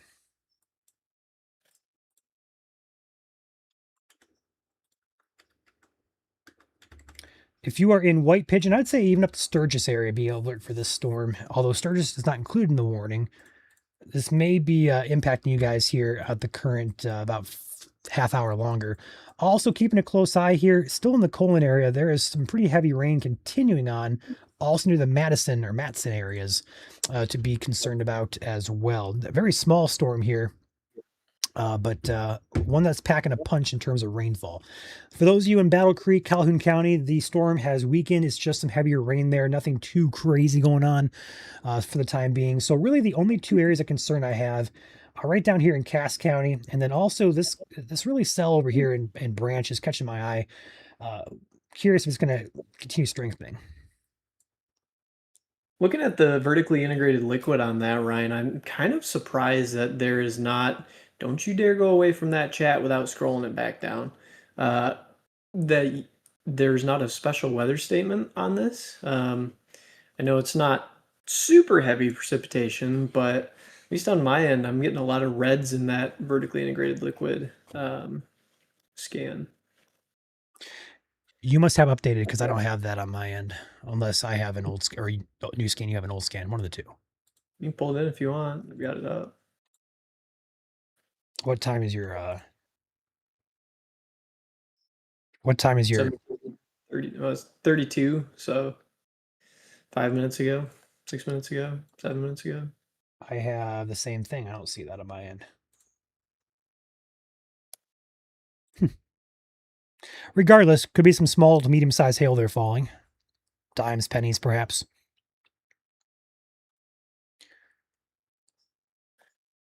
Be monitoring it to see if it does have a special weather statement or if it does get issued. When you see the reds like this on stream here, that's where a lot of the heavier precipitation is up in the atmosphere. So what this tool does is it measures how much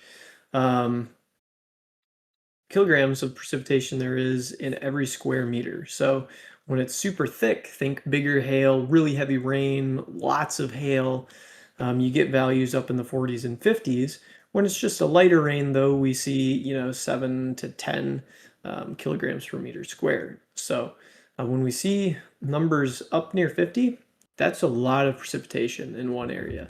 Whether it is big hail, whether it is medium hail, or just a lot of rain, we take a look down here in the Middlebury Goshen area in Indiana, we see 79.5 kilograms per meter squared. So there's a lot of rain and hail. Again, it doesn't have to be giant hail, or it doesn't even have to be big hail. It just has to be a lot packed into every square meter. So just something to keep an eye on.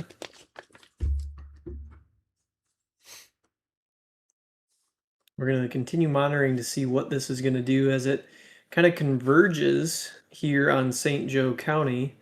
Kind of right in that area is where this storm is heading towards, and this one's going to work into as well. Sturgis, Constantine, White Pigeon. I think it's going to be a little bit further east of Mottville when they do finally converge. I'm sorry. Okay.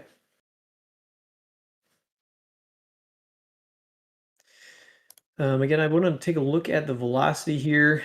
One of the things that Ryan and I were wondering was how these kind of different velocity directions were going to converge here. It just looks like a mess, truthfully. A lot of times, if there was going to be some rotation or something tornadic, we'd be able to see that in here, but this just looks real messy to me, to be honest. I don't see anything that causes major concern for anything tornadic. It just looks really like a lot of rain, a lot of precipitation. There could be some small hail in it, but a lot of rain is the big thing, I think, and there could be some small hail. Like I said, it is going to kind of converge in southern St. Joe County area, Sturgis, Constantine, White Pigeon. Those are going to be the areas there, and it's going to continue to run the southern border counties of the state, kind of right in this area to the south. Again, I don't see anything here that causes for major concern at this time.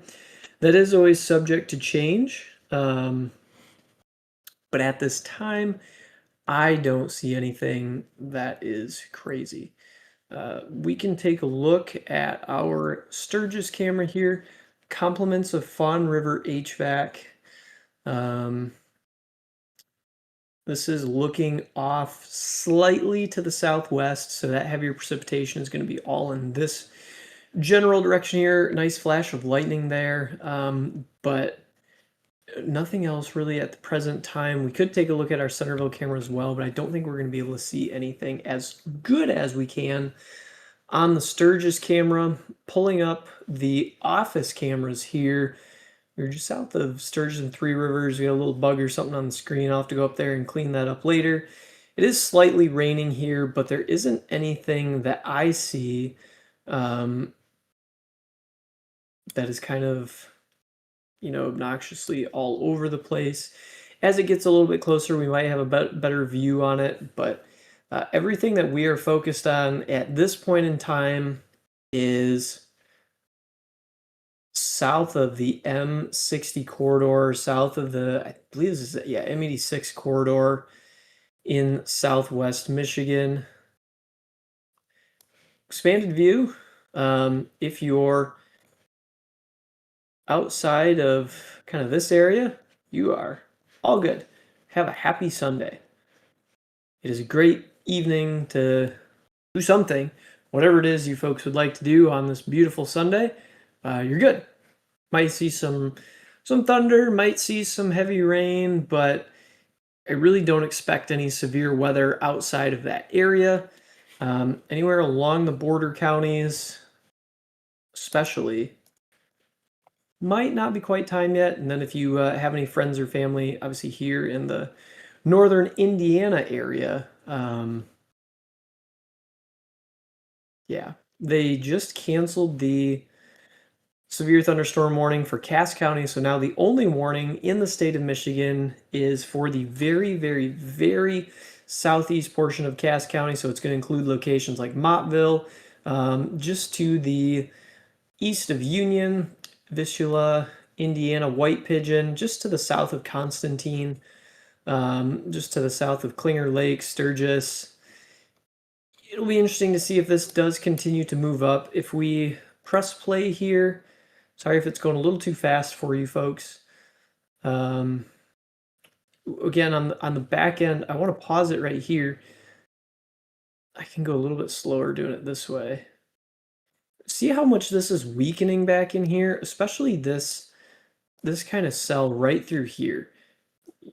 Look at how, kind of prevalent it was, and now it's just almost completely raining itself out.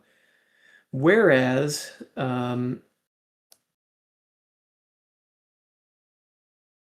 only place that really seems to be expanding is the area, sorry, trying to move that out of the way, is this area right in here. That's really the only thing that I see of concern right now, for the entire state of Michigan. So we'll continue to monitor that as we continue on. But again, broad view. We've got nothing else going on pretty much in the region. Marquette, nothing going on up there. Some light rain in northern Michigan. Wisconsin, nothing. A couple thunderstorms out in Wisconsin, Illinois. But this is kind of it right here for right now.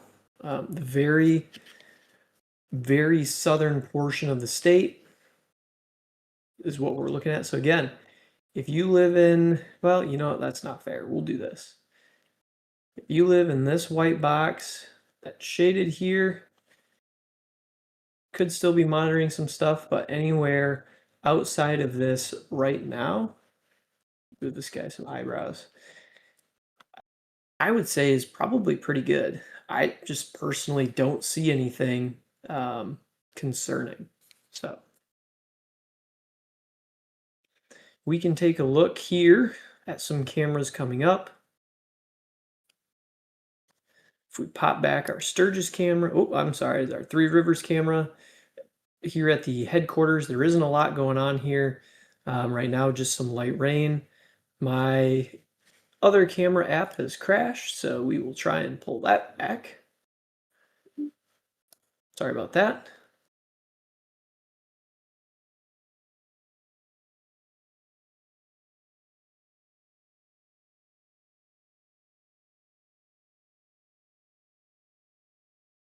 Sorry, figuring out some stuff here on the back.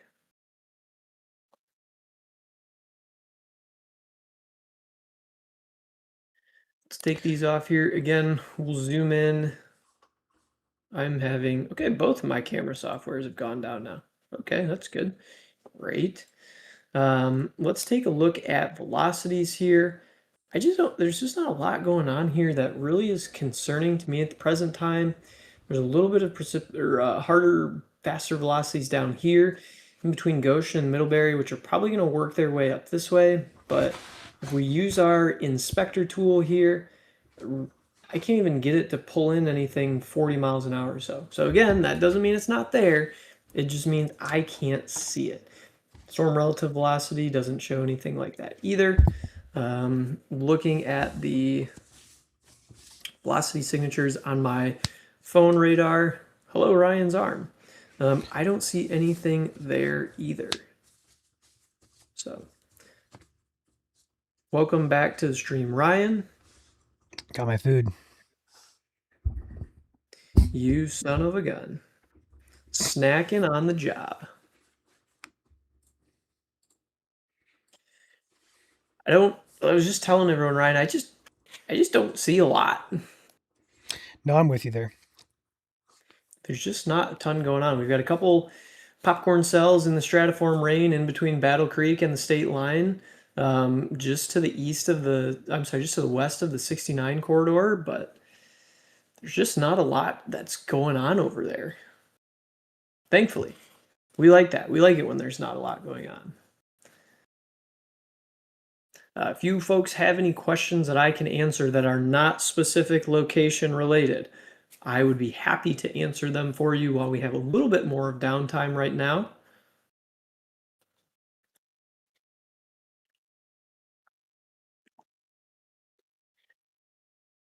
I'm still trying to get my other camera station back up.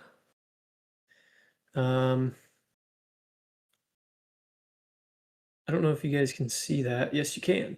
This is our Sturgis camera looking to the southwest.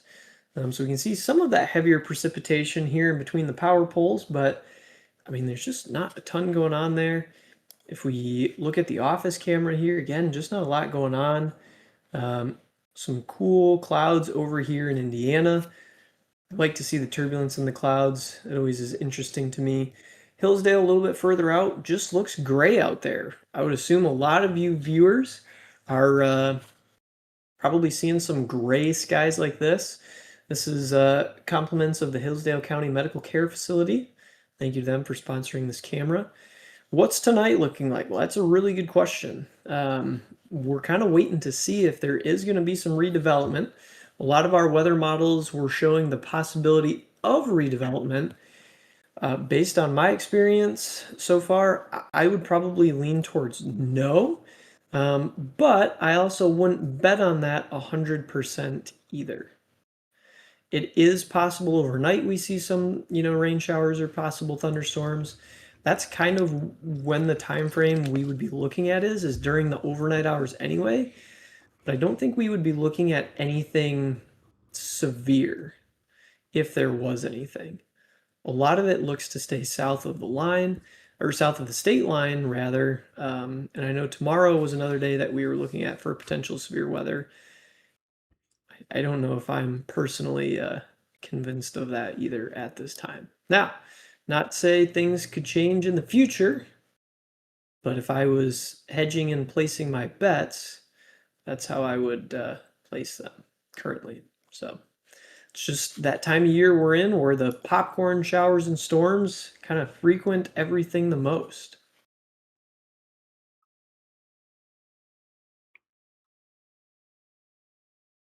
This line, Ryan, is rather impressive in Indiana, not so much in the state of Michigan, but this line to the just west of Baintertown, Millersburg, south of Goshen, still pulling in velocities of almost 60 miles an hour, 800 feet off the ground. So rather impressive there in Indiana, but back up in Michigan, there ain't a lot going on.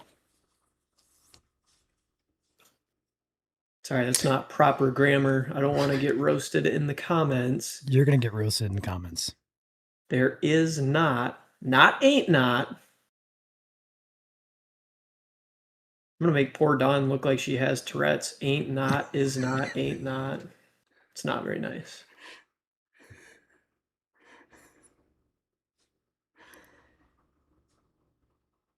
Again, outside of this one little pocket of St. Joe County and very, very southwest tip of Cass County, there just is not a lot else to talk about right now. Still having problems getting Easy Station to load for me, Ryan. I don't know why. Big lightning strike here at the office. But besides that, I mean, just rainy, blah. Looking at the other side of the office, rainy, blah. Beautiful Chandler, bean field. I'm going to send you something on this chat here in Discord if you want to try that as a backup to Easy Station. I need to get out of my full screen and get back into it, but I can't. So. There you go. Go ahead. I got you. I'm here. Hooray! Ryan to the rescue. Refresh chat. In case nobody said it recently. It is refresh. Bruh. Payback will be on the next stream that Chandler and I are hosting. We'll figure something out here, guys. Wild. I'm going to echo, though, Chandler, what you said. The overall intensity of this event has come from probably a 60, 70, 80 down to probably a 20 at this point. This is winding down here. Now, there's quite a bit. Excuse me. Just got done eating here, so I got a lot of saliva. But the overall severity has come down. A lot of rain is going to be falling here, and that stretches all the way up into the Tri-Cities, even in the northern lower Michigan here. A very large rain shield, but nothing really is happening in terms of severe weather-wise. So if you're not in Branch County or not perhaps in very far southern St. Joseph, I would be inclined to say you're pretty much all clear at this point. The only warning in the state currently is going to be Cass and St. Joseph County. And even then, the velocity on this does not really appeal, should I say, to either Chandler or I. So for the time being, at least, not seeing too much here. Yeah, there's just, I mean, even going through all the cameras, like I'm getting excited looking at a sunset. I mean, there's not a lot of weather going on. We are seeing the sun pop back out on our Niles camera, which is always good to see. But with the exception of just the Niles camera, I just don't have very much to report on.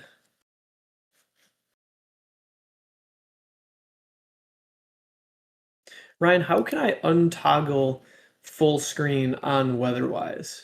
Because I toggled full screen. I don't know how to make it go away now. I have no idea what you're talking about. I've never used toggle full screen. F11? Well, it worked. Give it up for Ryan, ladies and gentlemen. I am the new company IT. Well,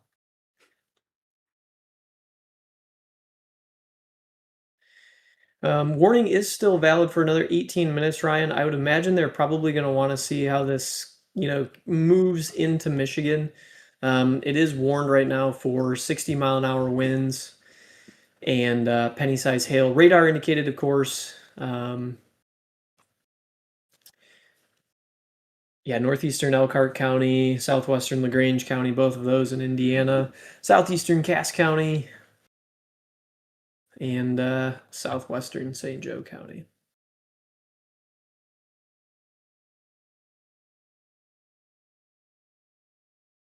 But other than that, there's just not a lot going on.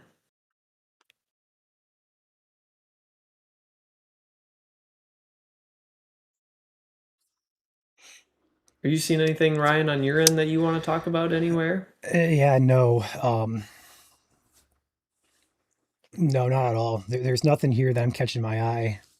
All the damage reports I'm seeing are actually coming out of Indiana. So nothing that really stands out to me at all. Outage map here in Michigan continues. We're just over 3,000 customers. Most of those are in Allegan County. There's a few in Berrien as well. Branch, St. Joseph, and Cass all have goose eggs, 0 customers out for each. Kalamazoo County has 471 customers out. Barry County has 130 customers out. Kent County, 87. Ottawa County, 5. So looks like Allegan County got the hardest hit today with that Douglas Saugatuck area that we first started out with. Otherwise, that is all I'm really seeing. So, Ryan, if you're good for just a minute, I'm going to pop off, hit the restroom, and grab some food for a minute if you're good. How dare you? But yeah, go ahead. Well, you've only done it twice, so, 2-0. No, it's been about 3 hours, 3.5 hours, so it's expected. But okay. See ya. I'll pop right back in. Sure you will. Let's go ahead and kick Chandler out of here, shall we? There we go. Get him out. There he goes. Bye-bye, Chandler. Anyway, in the meantime, you're stuck with me for the time being. We're about to hit 6 o'clock here on Sunday evening, August 9th. I am Ryan. That was Chandler. Below me is Dawn. We still got Austin and Freddie up there in the top left corner of the screen. Still chasing. In fact, let's go ahead and take a look at those guys' locations. We're going to check out Freddie here first. LaPorte, Indiana. Freddie, if you copy, if you come across any damage, let me know. We also have Austin. He is in Marshall. This has turned into more of a rainy, stormy, but not severe day, which is what we want to see.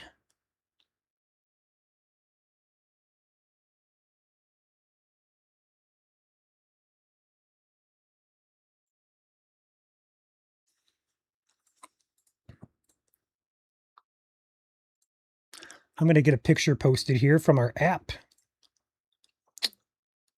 Sent in by Anonymous, so I hope they don't mind, but it's anonymous, so no details are given as to who or where it's taken exactly. But I want to post this just because there is some minor flooding going on. So otherwise, you're watching Austin Burke's live feed here out of Marshall, Michigan. Take back the radar here. As you can see, most of the severe complex is moving through Indiana currently. We are live because there is a severe thunderstorm warning in effect for Cass and St. Joseph County. In fact, I actually believe they just dropped it. They actually just dropped it. So we are, I believe we're severe clear. Let me refresh the warning bar here. Yeah, we are severe clear, guys. All clear for now. Current time, 6 o'clock, and that it makes sense. We are all clear at top of the hour.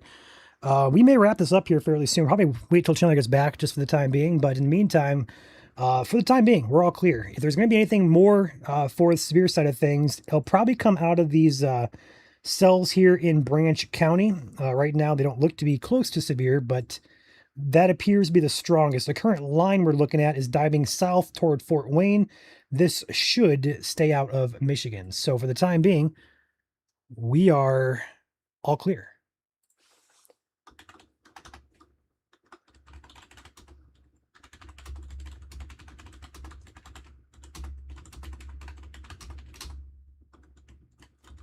I'm going to post this picture to the page.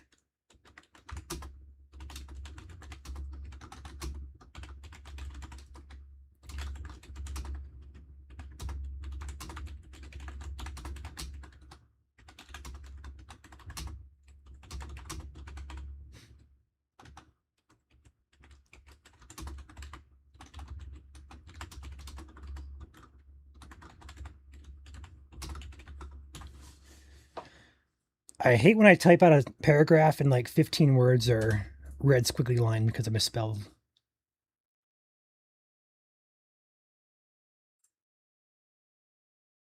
All right, that's posted. So what's up, guys? Just you and me, right?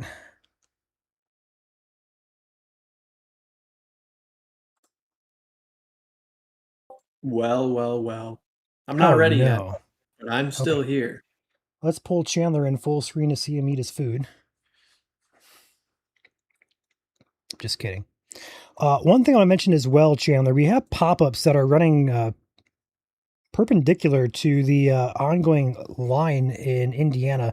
Kendallville, as well as one by Tri Lakes. Those, if they continue, would also move up into Hills. Actually, got some development out here in Hillsdale County too. We're seeing these. They're not really prefrontals, but they're kind of pop up cells out ahead of the line that are kind of perhaps keep an eye on those. We'll see what happens. But for the time being, we are severe clear, Chandler.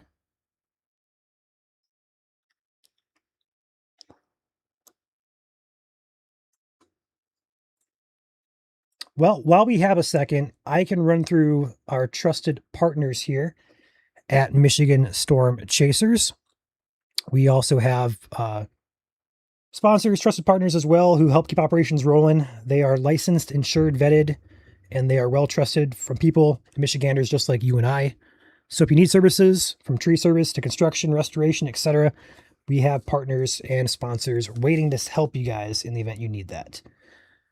First and foremost, we have PFCU Credit Union for any banking needs across South Michigan. Rapid Radios, our communication sponsor between us and our chasers. Victor's Home Solutions, based out of the Tri-Cities and Mount Pleasant region. Top Notch Tree Care, based out of Jackson and Lansing areas. Top Gun Roofing and Exteriors, based out of West Michigan. Stormguard Detroit Metro North. For any roofing or construction needs you may have there, contact Stormguard. Serpro Restoration for any fire, water, or mold needs you may have. RMHC House of Detroit. Feel free to donate by calling the number on your screen there. Rainbow Restoration out of Kent County. On Top Roofing out of Livingston County. Mike Hayes Roofing and Siding out of the Thumb region.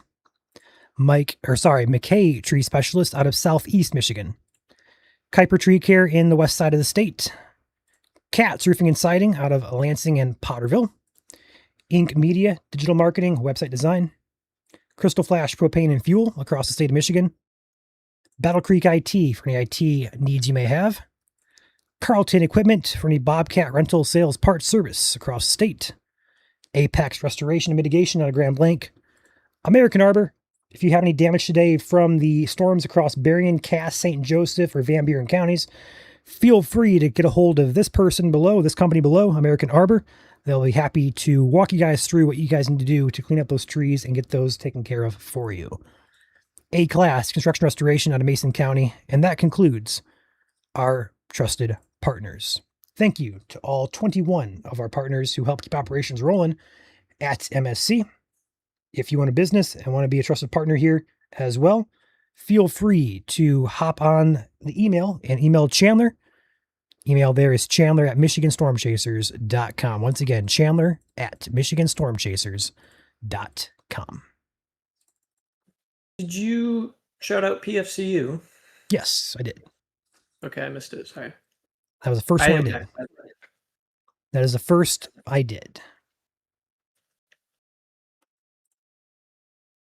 I just want to make sure since, I'm repping the swag.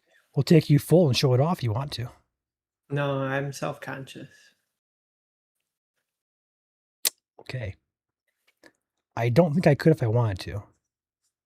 Yes. Actually, I think I could, actually. Like that a lot less. Chandler, we are probably, I would say we are 95% okay to end it right now. The only concern I have with this development is what are these storms going to do? And what is this storm doing down here? If we see any interactions or stuff like that, we may see one or two more warnings, perhaps for Hillsdale, Branch, Hillsdale, Lenawee, or Monroe, if that continues. Otherwise, I think we're pretty much 95% of the way done here with severe weather today. Yeah, I would agree with you there, Ryan. None of these have even had that I've seen a special weather statement thrown onto them. So that gives me a little bit more, hope that, hey, maybe we'll be okay. I do have our cold water camera pulled up where that other cell is near the 69 corridor. And, it doesn't look too terrible bad, to be honest with you. Some nice different striations there. Not at all. Nice. I think I'm going to call it a baby shelf. I think that's what I'm going to go with. A little baby shelf going on with some of the heavier precipitation back here looking that way. So Yeah, I wouldn't be shocked if we were done for the day. I also would not be shocked if we were done for the day. So I do believe Dawn either lost power or her internet jumped. Um, I'm actually still here in the background. I just can't get the camera to reload. you refresh the page, Dawn. 5 You know what? times. Let me see if I can get you on my end of things. I gotta find out where you're baked into this setup, though. I haven't done this before. You're somewhere in here.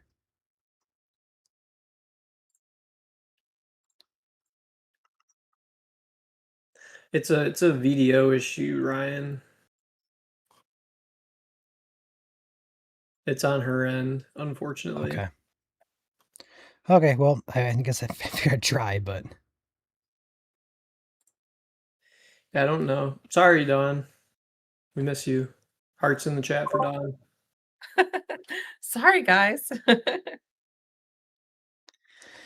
these cells across Steuben County, Indiana, are starting to gain intensity here as they move up into Hillsdale. So something to watch there. Like I said, I think most of the severe weather is probably done, but there's going to be more. It's going to be in this region here, probably Hillsdale, Lenawee County. But again, that's assuming they intensify. So it's kind of a wait and see game. It's more of a question, though, if you want to stay on for another hour and wait, or if you want to hop off and hop back on if something else goes warned. I'm more the assumption we should hop off, take a little bit of break. And then if something happens by chance to become severe again, hop back on.